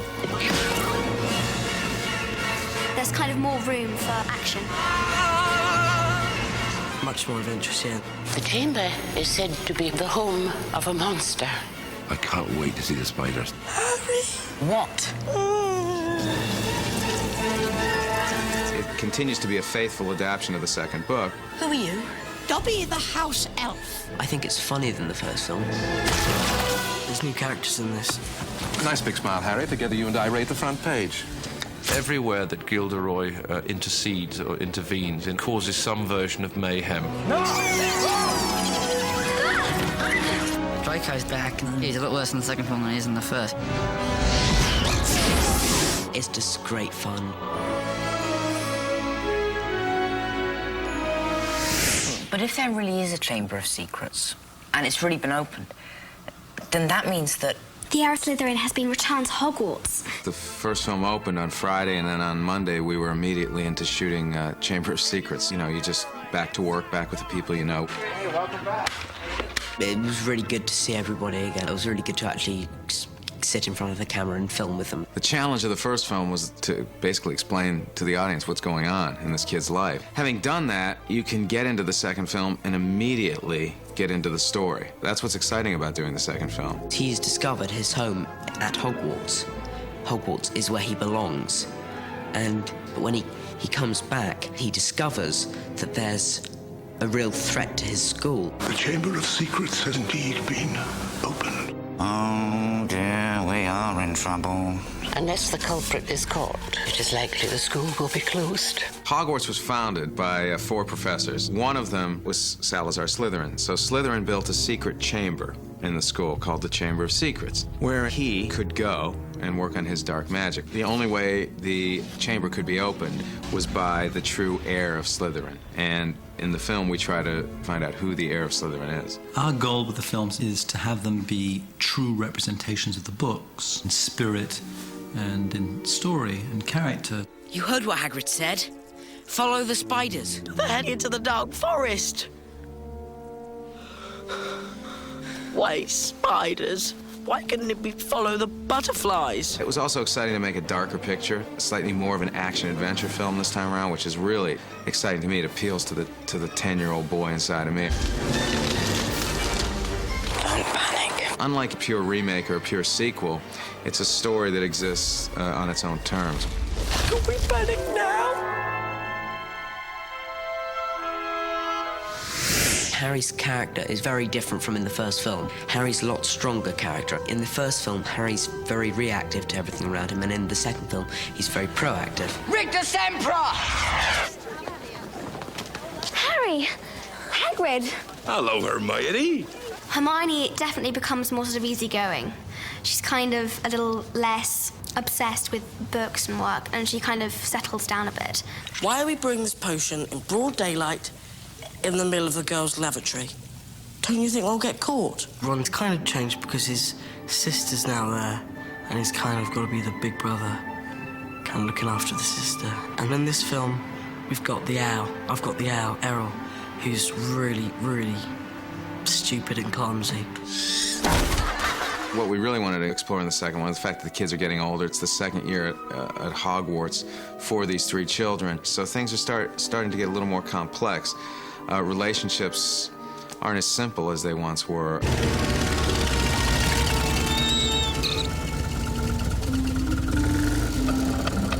Hiya, Harry. Rupert is incredibly funny, and we had a great time because we've spent about a month in the flying car together. What happens is they can't get through the platform, so they have to take the flying car because they can't catch the train to get to Hogwarts. We must be getting close. Hold on.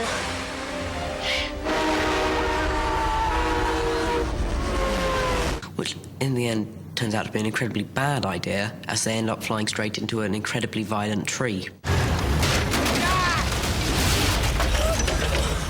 yeah, that was really fun. Those were some of the best filming days, I think. You were so determined to embarrass me. I'm not determined to embarrass you. I'm determined to be taller than you are. Me, Rupert and Emma and some of the other kids have developed really strong bonds now. We all get on very, very well. But we're not really enemies. We love each other, really. Me and Tom get on really well in real life. In the film, they really hate each other. Famous Harry Potter. Can't even go to a bookshop without making the front page. Draco Malfoy is a bit cleverer. I reckon he's got a bit cleverer over the years because he seems to think of more evil schemes. Scared Potter? You wish.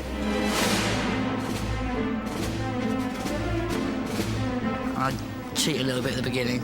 Invertate statue!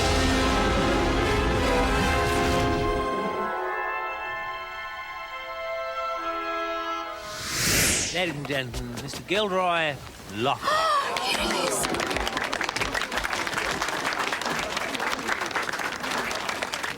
Mum fancies him. Gilderoy Lockhart is a very vain, egotistical author. He pretends to be humble, and he pretends to be brave and strong, and he pretends to be a gracious person, but in reality, he's not any of those things. He's a complete and utter phony. If we are to believe everything he says, he has taken on more wizards and foul creatures and monsters than any other wizard in living memory. Gilderoy Lockhart, Order of Merlin, 3rd class, honorary member of the Dark Force Defense League, and 5-time winner of Witch Weekly's Most Charming Smile Award. Hermione is seriously dreamy about Lockhart. He is singularly the most gorgeous Defense Against the Dark Arts teacher this year at Hogwarts. I didn't get rid of the band and banshee by smiling at him. Boys hate him. They're just embarrassed by him. He's cringeworthy. He's just, ugh. Now, be warned. It is my job to arm you against the foulest creatures known to wizard kind. What tips Harry and Ron off is he can't quite deliver on his ability to control a group of Cornish pixies, which he's brought into the classroom. Pesky pixie pestanomi! That, as you might say, is not a success. Mr. Potter. Lucius Malfoy. We meet at last. Lucius Malfoy. He is a slime ball, basically. Your scar is legend, as of course is the wizard who gave it to you. Voldemort killed my parents. You must be very brave to mention his name.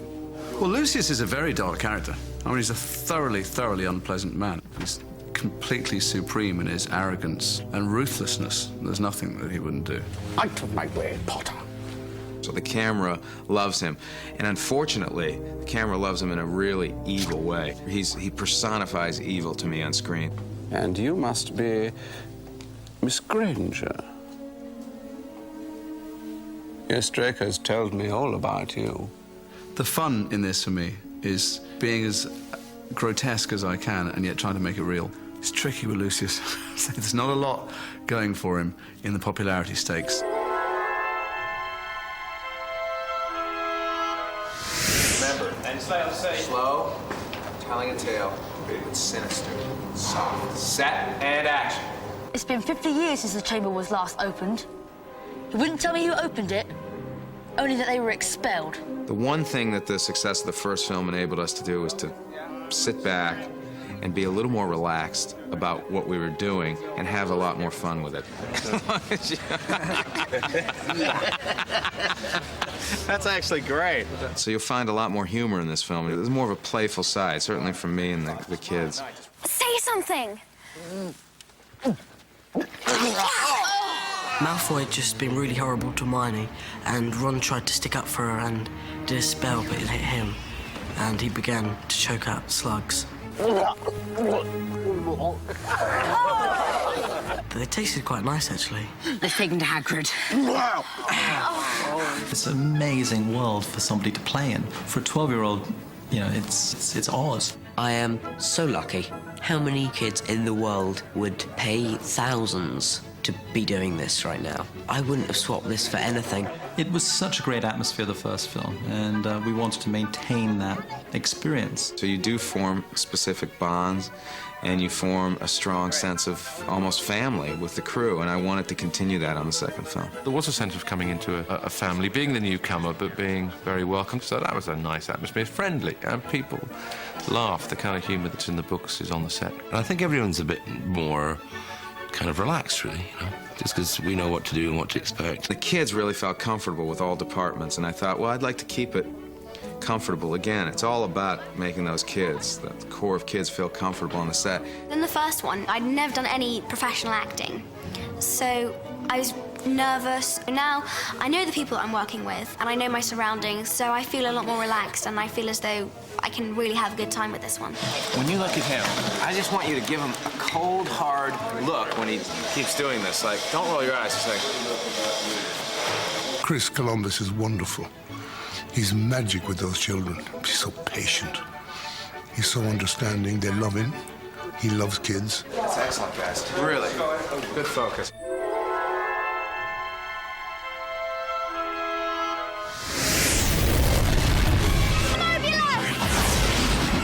There are loads of twists and turns everywhere. Harry? Ron. Excellent. The snakes and the spiders. Know any spells? Quidditch. I suspect the audience will be quite looking forward to me getting my comeuppance. The characters develop and the friendships develop. Do you think there really is a Chamber of Secrets? Yes. The effects are stunning this time around. How dare you steal that car! It's a lot scarier. It's funnier. It's got more action. Harry! Hold on! It's going to be amazing.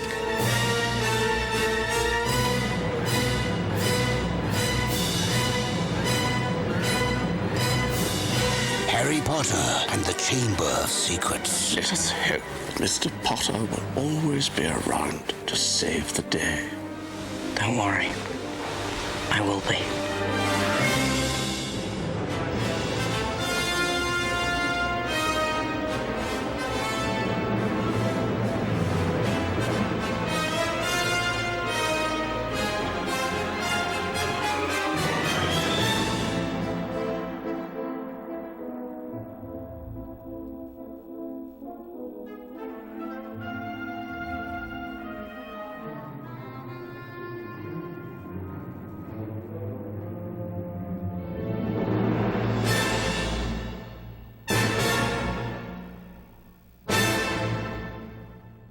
So sorry, dozed off. What have I missed?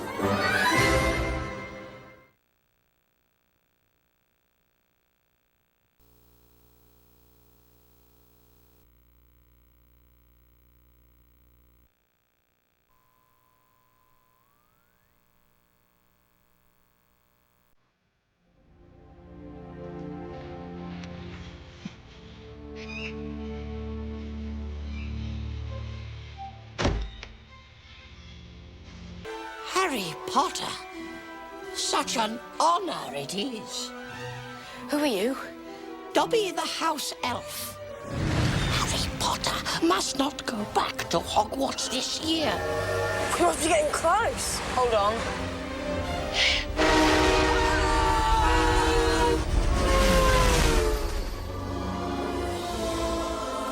If Harry Potter goes back to school, he will be in great danger. I smell blood. Time to kill. Hogwarts is no longer safe. The Chamber of Secrets has been opened. Do you think there really is a Chamber of Secrets? Yes. McGonagall's worried. All the teachers are. The chamber is said to be the home of a monster. You three had best be looking after yourselves. Do you know anything about the Chamber of Secrets?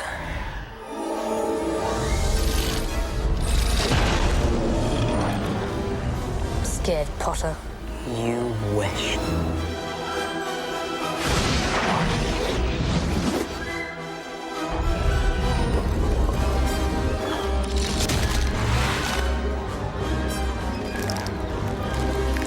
Don't panic.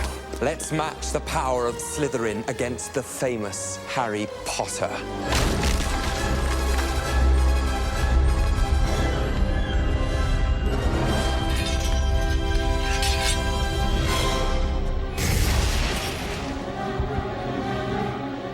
Can we panic now?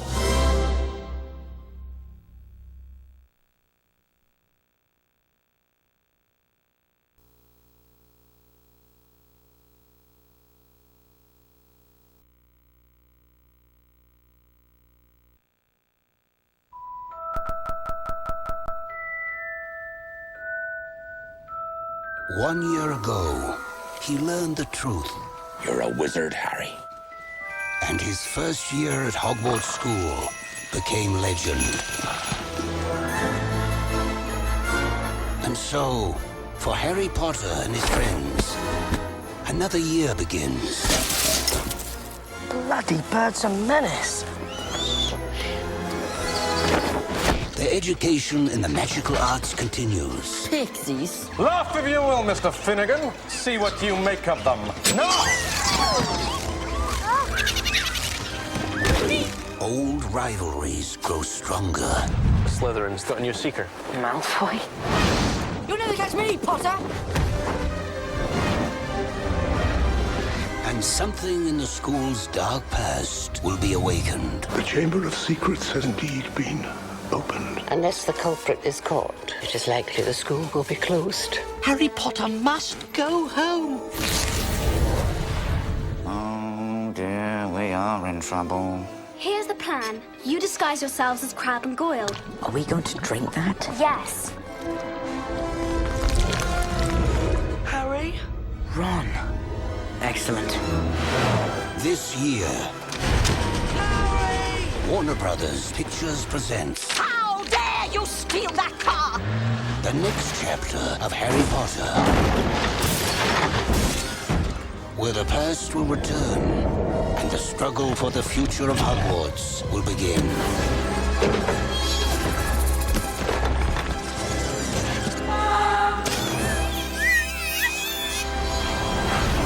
Harry Potter and the Chamber of Secrets. Let us hope that Mr. Potter will always be around to save the day.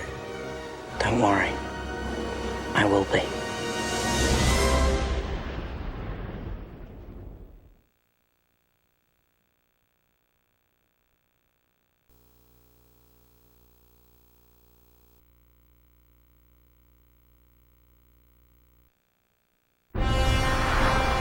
Prepare to be driven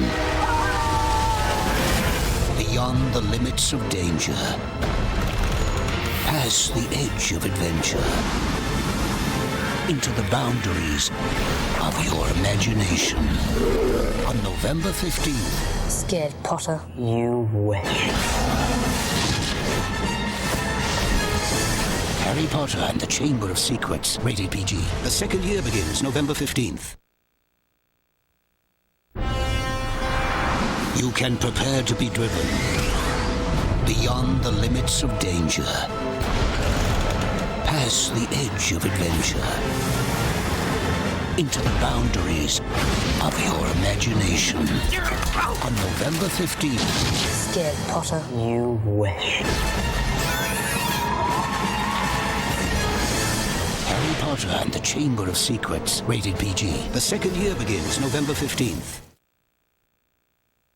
On November 15th. There's some wizards who think they're better than everyone else. Scared, Potter? You wish. When you stand by your friends. Eat slugs! You okay, Ron? And stand up for what you believe in. Harry Potter must go home. Nothing can stand in your way. Let's go! It is not our abilities that show what we truly are. It is our choices. Harry Potter and the Chamber of Secrets, rated PG. The second year begins November 15th. If Harry Potter goes back to school, he will be in great danger. Warner Brothers Pictures presents the next chapter of Harry Potter. The Chamber of Secrets has been opened. Where the past will return. Scared, Potter? You wish. And the struggle for the future of Hogwarts will begin. Harry Harry Potter and the Chamber of Secrets. Rated PG. The second year begins November 15th. Scared, Potter. You wish. On November 15th, don't miss the train. Don't open the cage. Don't follow the spiders. Don't land in the tree. And most importantly of all, don't panic. Harry Potter and the Chamber of Secrets. Can we panic now? Rated PG. The second year begins November 15th. The Chamber of Secrets has been opened. Something is stalking the students at Hogwarts School. It is likely the school will be closed. And the prime suspect, Caught in the act. I swear I didn't. is the only one who can stop it. Let us hope Mr. Potter will always be around to save the day. Don't worry. I will be. Harry Potter and the Chamber of Secrets. Rated PG. The second year begins November 15th. If Harry Potter goes back to school, he will be in danger. Warner Brothers Pictures presents the next chapter of Harry Potter, The Chamber of Secrets has been opened. where the past will return Scared, Potter. You wish. and the struggle for the future of Hogwarts will begin.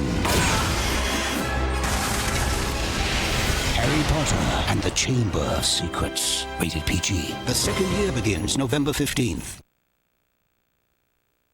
On November 15th, the story that captured the imagination of the world returns. Your scar is legend. With more magic, more mystery, Hello, Harry. What do you want? and more power than ever before. We are in trouble. Hello? Harry Potter and the Chamber of Secrets. Rated PG. The second year begins November 15th. If Harry Potter goes back to school, he will be in danger. Warner Brothers Pictures presents the next chapter of Harry Potter, The Chamber of Secrets has been opened. where the past will return Scared, Potter. You wish. and the struggle for the future of Hogwarts will begin. You okay, Ron? Harry Potter and the Chamber of Secrets. Rated PG. The second year begins November 15th.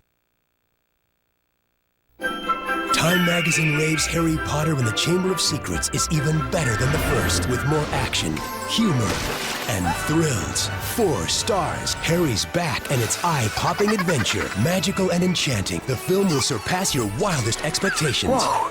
Harry Potter will blow you away with its awesome special effects, fun-filled story, and spirited performances. 2 thumbs up.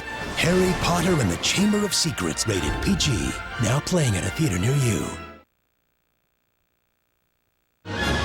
This year, Harry! Hold on! come away to an enchanted world Terrible things are about to happen at Hogwarts. where the lessons you learn, I must ask you not to scream. the challenges you face, The Chamber of Secrets has indeed been opened. and the friends you love are the greatest magic of all. Harry Potter and the Chamber of Secrets. Rated PG. Now playing. Harry Potter must not go back to Hogwarts. Return to the place you belong. How dare you steal that car? To the friends you've missed. The Mandrake's cry is fatal. To the family you love. Ron, is that your owl? And discover the secret Wait till you see. of their second year. Immobilis!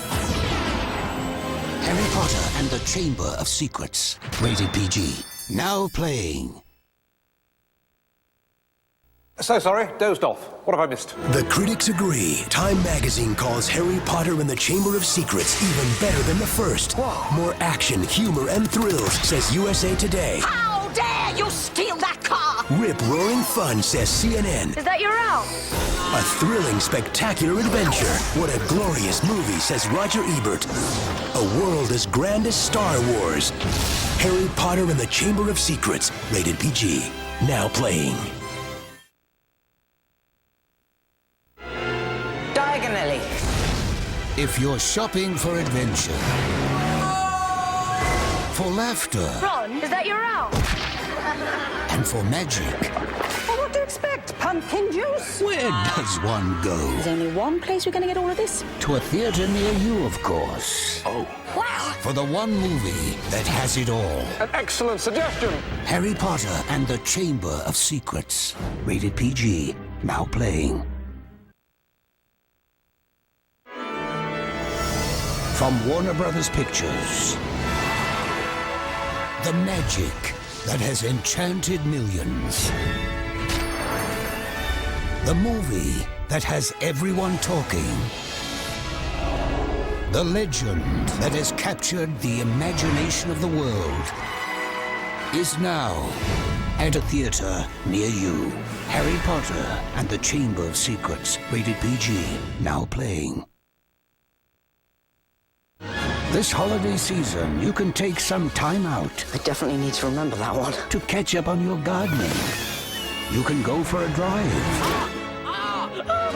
You can send a holiday greeting. How dare you steal that car! Or you can go see Harry Potter and the Chamber of Secrets. Everyone will proceed immediately. An excellent suggestion. You can return to Hogwarts for the holidays. Wicked.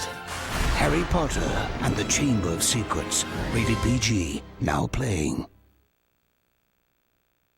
A time of darkness has fallen. Harry Potter will be in great danger. A curse of evil has awoken. We do not speak of it. And a sorcerer of legend will arise. Look out! Harry Potter and the Chamber of Secrets. Rated PG. Now playing.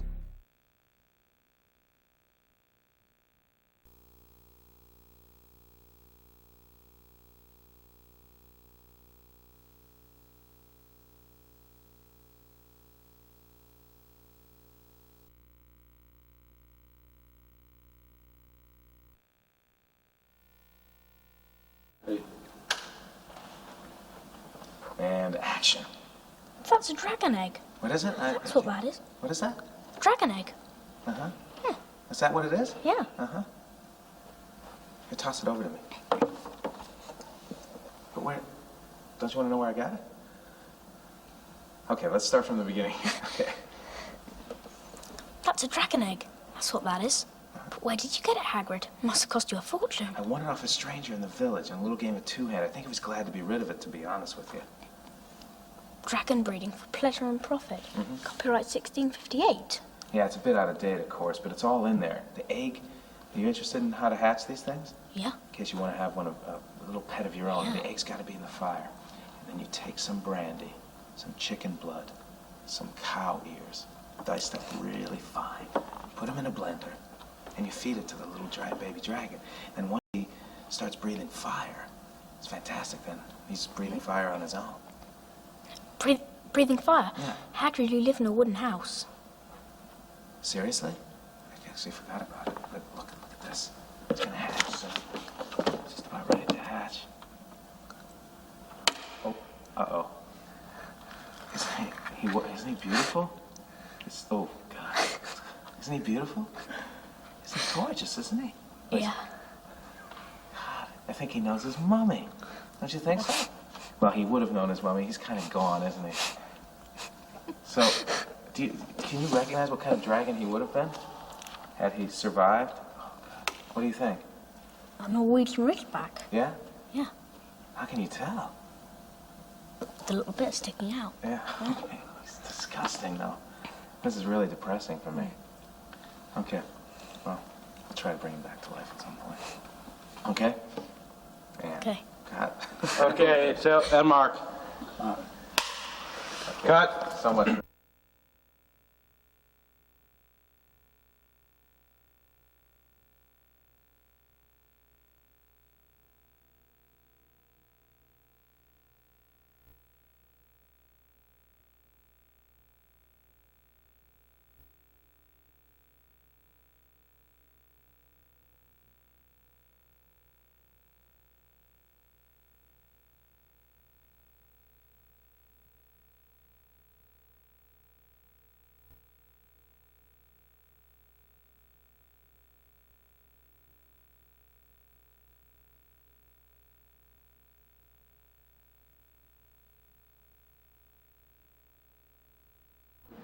Yeah, roll camera. Speeding. And action. You really don't look well, you know. I'm fine. Listen. Harry, you must really be upset about what we heard yesterday, but the thing is, you mustn't go doing anything stupid. Like what? Like trying to go after Black. Why? Because he's not worth dying for. Do you know what I see and hear every time a Dementor gets too near me? I can hear my mum screaming and pleading with Voldemort. And if you heard your mum screaming like that, just about to be killed, you wouldn't forget in a hurry. And if you found out that someone who was supposed to be her friend betrayed her and sent Voldemort after her... There's nothing you can do. The Dementors will catch Black and we'll go back to Azkaban and serve him right. You heard what Fudge said. Black isn't affected by Azkaban like normal people are. It isn't a punishment for him like it is for others. Harry, please be sensible. Black did a terrible, terrible thing, and you'd be playing right into Black's hands if you went looking for him. Your mom and dad wouldn't want you to get hurt, would they? I'll never know what they'd have wanted because thanks to Black, I've never spoken to them. Okay, let's still wrong. Let's do it one more time. Bring it up a notch. Look more up to me, okay? Sort of be looking off in that direction. You really don't look well, you know. I'm fine. Harry, listen. You must really be upset about what we heard yesterday, but the thing is, you mustn't go doing anything stupid. Like what? Like trying to go after Black. Why? Because he's not worth dying for. Do you know what I see and hear every time a Dementor gets too near me? I can hear my mum screaming and pleading with Voldemort. And if you heard your mum screaming like that, just about to be killed, you wouldn't forget in a hurry. And if you found out that someone who was supposed to be a friend of hers betrayed her and sent Voldemort after her... There's nothing you can do, okay? The Dementors will catch Black and he'll go back to Azkaban and serve him right. You heard what Fudge said. Black isn't affected by Azkaban like normal people are. It's not punishment for him like it is for others. Harry, please be sensible. Black did a terrible, terrible thing. And you'd be playing right into Black's hands if you went looking for him. Your mom and dad wouldn't want you to get hurt, would they? I'll never know what they'd have wanted because thanks to Black, I've never spoken to them. Okay, and cut. Info, please. On board.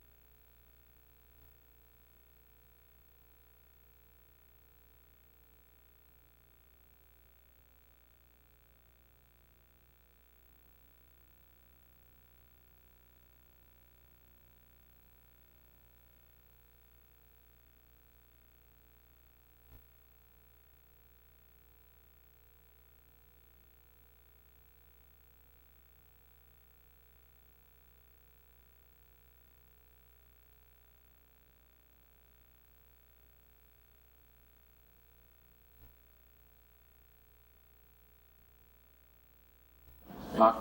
3, take 1. Excellent. So, Dan, we're trying some glasses on you. Can you hold your head up a little bit? Turn over this way to the little. I'll turn back here. Those are pretty good. Those look good. Yeah. How do they look on screen, John? Okay? They're good. Yeah? Okay, here's this one. Sorry. There you go. Try these. How do those? Do these work for me? Yeah. Oh, really? Yeah. Okay, I think you're playing games with me. Those look pretty good. Lift your head up a little bit. Okay. Turn over there. I can't see it. Those look a little too big. What haven't we tried yet? These? Oh, these are going to be too small. We try these? These. Okay. Try to give these a shot. Okay.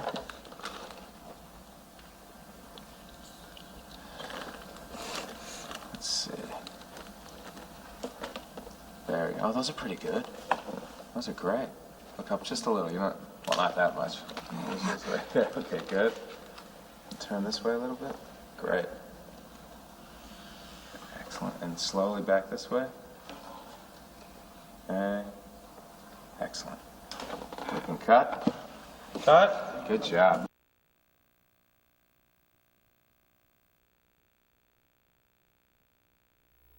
Scene A, take 4. Mark. Okay, and action. I never thought to look in here. I checked this out first term for a bit of light reading. This is light. Shut up. If Filch comes round that corner any second now, we are dead meat. Sorry. I knew it. Here it is. Nicholas Flamel is the only known maker of the Sorcerer's Stone. The what? Oh, honestly, don't you two read? The Sorcerer's Stone is a legendary substance with astonishing powers. The stone will transform any metal into pure gold. It also produces the elixir of life, which will make the drinker immortal. The only stone currently in existence belongs to Mr. Nicholas Flamel, the noted alchemist, who last year celebrated his 665th birthday. That's what Fluffy's guarding on the 3rd floor. That's what's under the trapdoor. The Sorcerer's Stone. Flamel must have known someone was after the stone, so he gave it to a friend he could trust. Dumbledore. A stone that makes gold and stops you from dying. No wonder Snape's after it. Anyone would want it. Something doesn't make sense. If all Snape wants is the Sorcerer's Stone, why did he try and kill you during the Quidditch match? Maybe he really wants that house cup. Unlikely.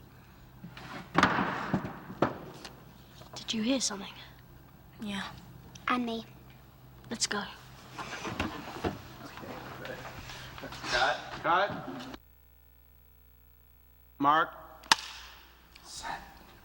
Keep it quiet now. And remember, guys, get closer to her as she finds out the information. And action. I never thought to look in here.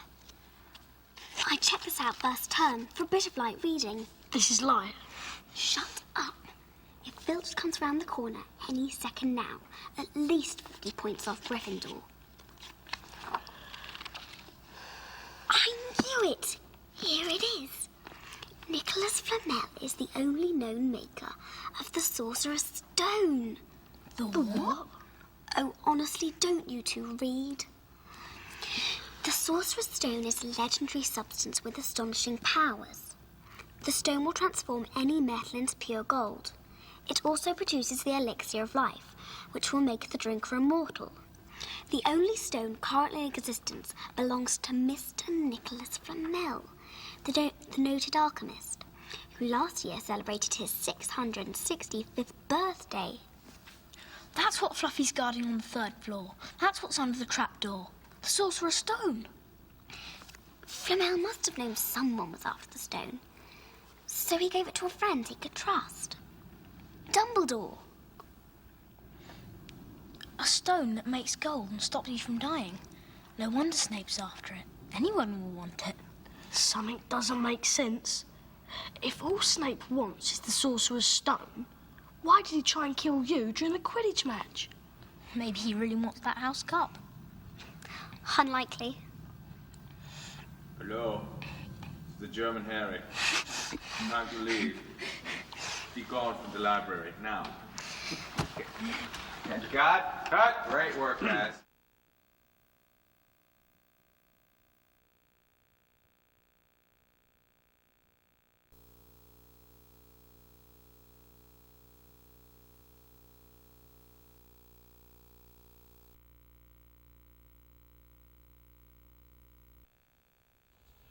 This deep. And one plumber said, "Look at all that water." And the second plumber said, "Yes, and that's just the top of it." Mr. Mason. Vernon tells me that you're a wonderful golfer. I play. Occasionally. Mrs. Mason, where do you get your beautiful suits? Oh, all of my suits are tailor-made. Dudley? Wasn't there something you wanted to say?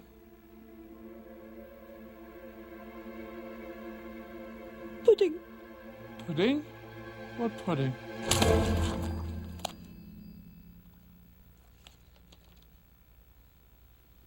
I'm so sorry. It's my nephew. He's very disturbed. Meeting strangers upsets him. That's why I kept him upstairs. Well, we have ice cream.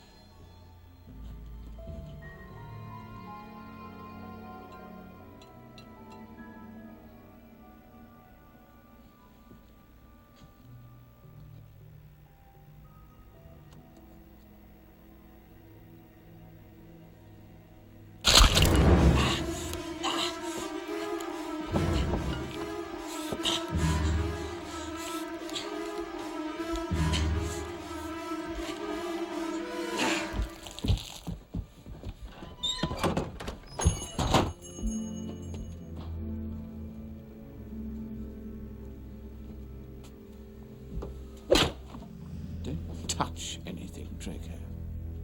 Yes, Father.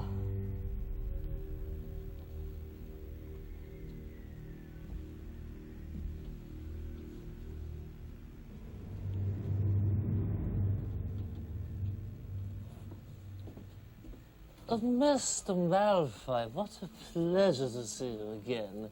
And young Master Malfoy, too. Delighted. I must show you, just in today, and very reasonably priced. I'm not buying today, Morgan. I'm selling. Selling? Draco? You are aware, no doubt, that the Ministry of Magic is conducting more raids on private houses. There's even rumors of a new Muggle Protection Act. Pure wizard blood is counting for less everywhere, I'm afraid. Not with me. Anyway, I brought a few items from home that might prove embarrassing for the Ministry to call. Just poisons and the like. Look at that. That particular item is not for sale. I understand. It has unique qualities. One wouldn't want to see it falling into the wrong hands.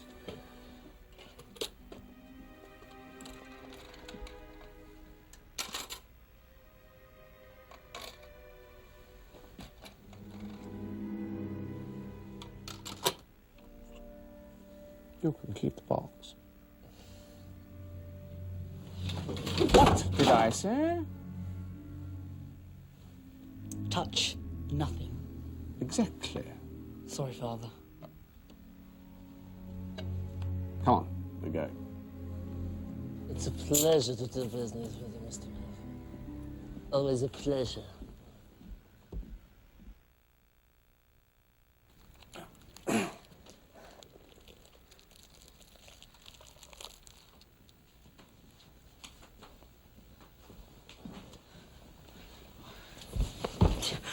Looking for something? No, I'm just in the wrong place. Sorry. Thank you.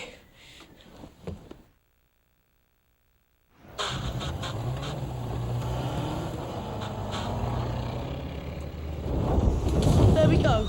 Now, all we need to do is find the Hogwarts Express. Ron, are you sure you know how to fly this? No problem.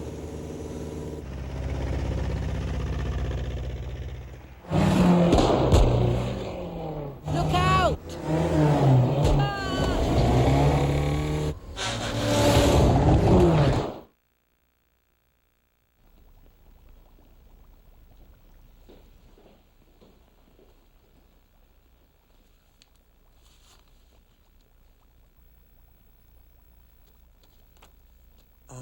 Mr. Filch, you dropped this.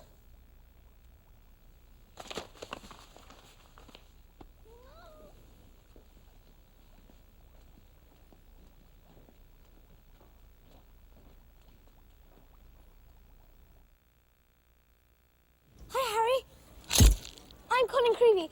I'm in Gryffindor too. Hi, Colin. Nice to meet you. Say, do you think your friend here could take a photo of me and you standing together? You know, to prove I've met you. It's for my dad. He's a milkman, you know, a muggle, like all our family's been until me. No one knew all the odd stuff I could do was magic till we got our letter from Hogwarts. Everyone just thought I was mental. Imagine that. I see you've all bought a complete set of my books. Well done. Now, I thought we'd start today with a little quiz. Nothing to worry about, just to check how well you've read them. Thank you. How much you've taken in.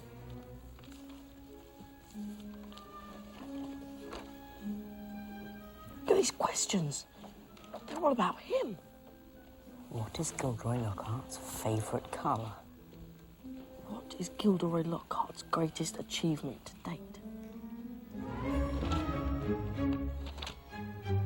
You have 30 minutes. Start. Now!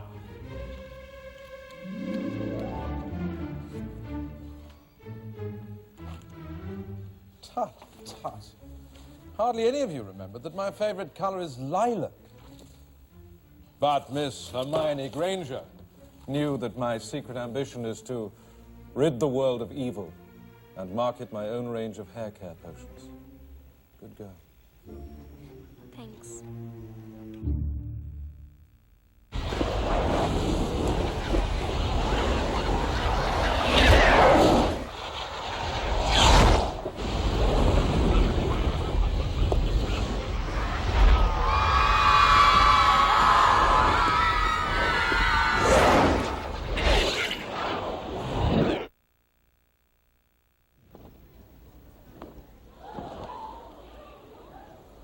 That Lockhart's something, isn't he? Awfully brave chap. Justin Finch-Fletchley, Hufflepuff. Oh, nice to meet you. I know who you are. We all do, even us Muggleborns. Let me introduce my assistant, Professor Snape. Exactly. Now the whole school's going to think you're his great-great-great-grandson or something. But I'm not. It can't be. He lived 1,000 years ago. For all we know, you could be.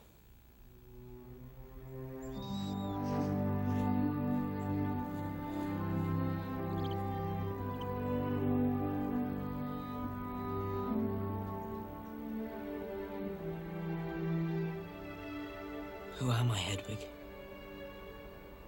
What am I?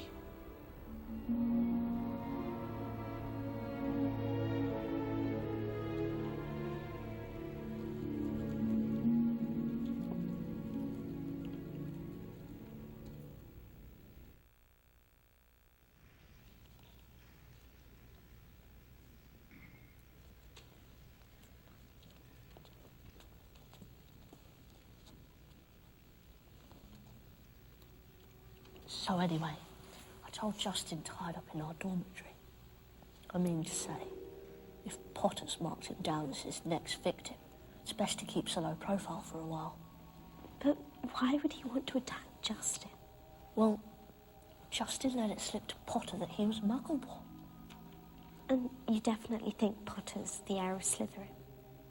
Hannah, he's a parcel mouth. Everyone knows that's the mark of a dark wizard. Have you ever heard of a decent one who could talk to snakes? They called Slytherin himself Serpent Tongue. Harry always seems so nice, though. And after all, he is the one who made you-know-who disappear. That's probably why you-know-who wanted to kill him in the first place. Didn't want another Dark Lord competing with him.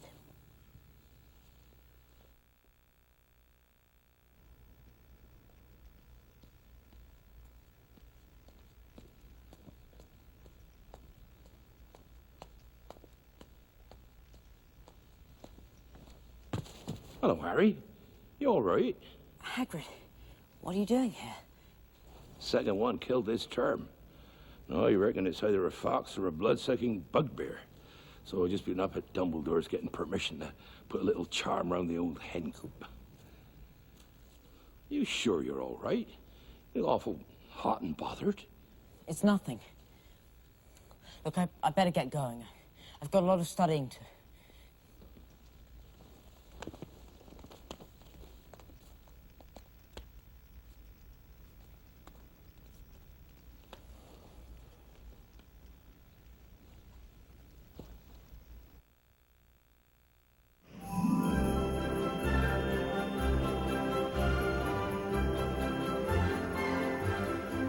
Hey, look, everyone. It's the heir of Slytherin. Be careful. He's a seriously evil wizard. Oh, come on, Harry. Fred and George are just having a laugh. They're the only ones. Okay, so half the school thinks you're nipping off to the Chamber of Secrets every night. Who cares? Maybe they're right. Harry! Harry! Oh, come on. Look, I didn't know I could speak Parseltongue. What else don't I know about myself? Look. Maybe you can do something. Even something horrible, and not know you did it. You don't believe that, Harry. I know you don't. And if it makes you feel any better, Malfoy is staying for the holidays too.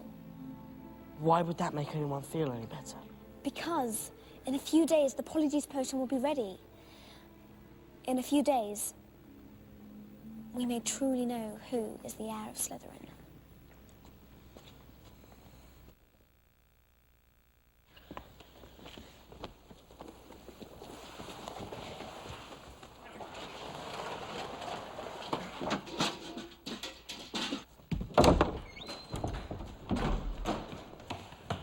Well, did you get the hairs? What are those? Slytherin robes. I had to sneak them from the laundry. Are we going to drink that? We'll have exactly 1 hour before we change back into ourselves.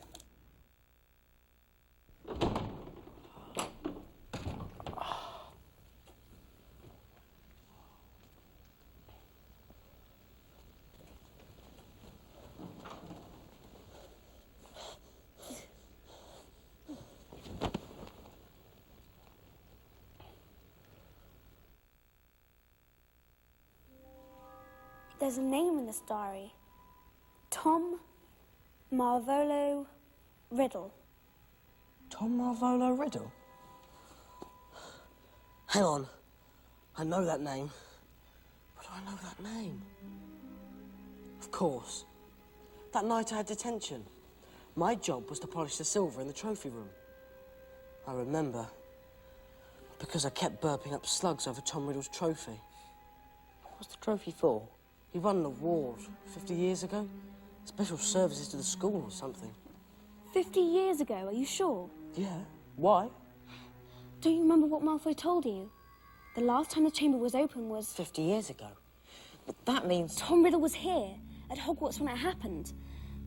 What if he wrote about what he saw? It's possible he knew where the chamber was, how to open it, even what sort of creature lives in it.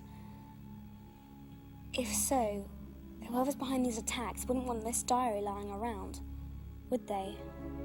It's a brilliant theory, Hermione, but there's just one flaw. There's nothing written in this diary.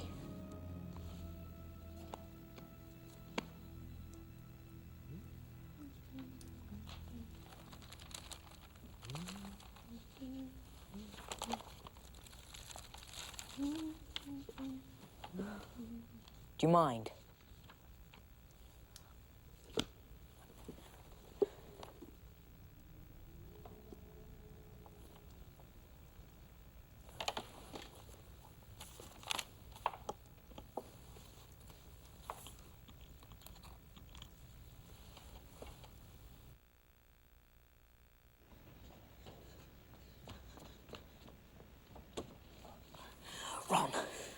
Ron, wake up.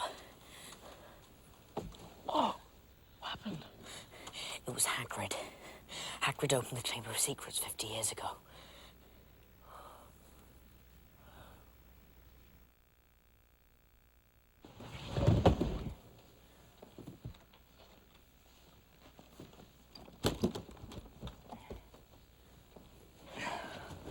ready.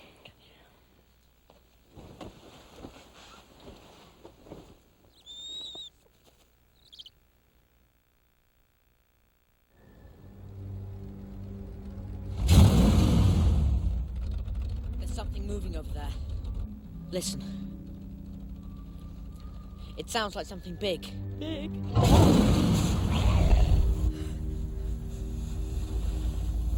Harry! Harry, it's our car! It must have been here all the time. And look, the forest has turned it wild. Come on. We don't want to lose the trail.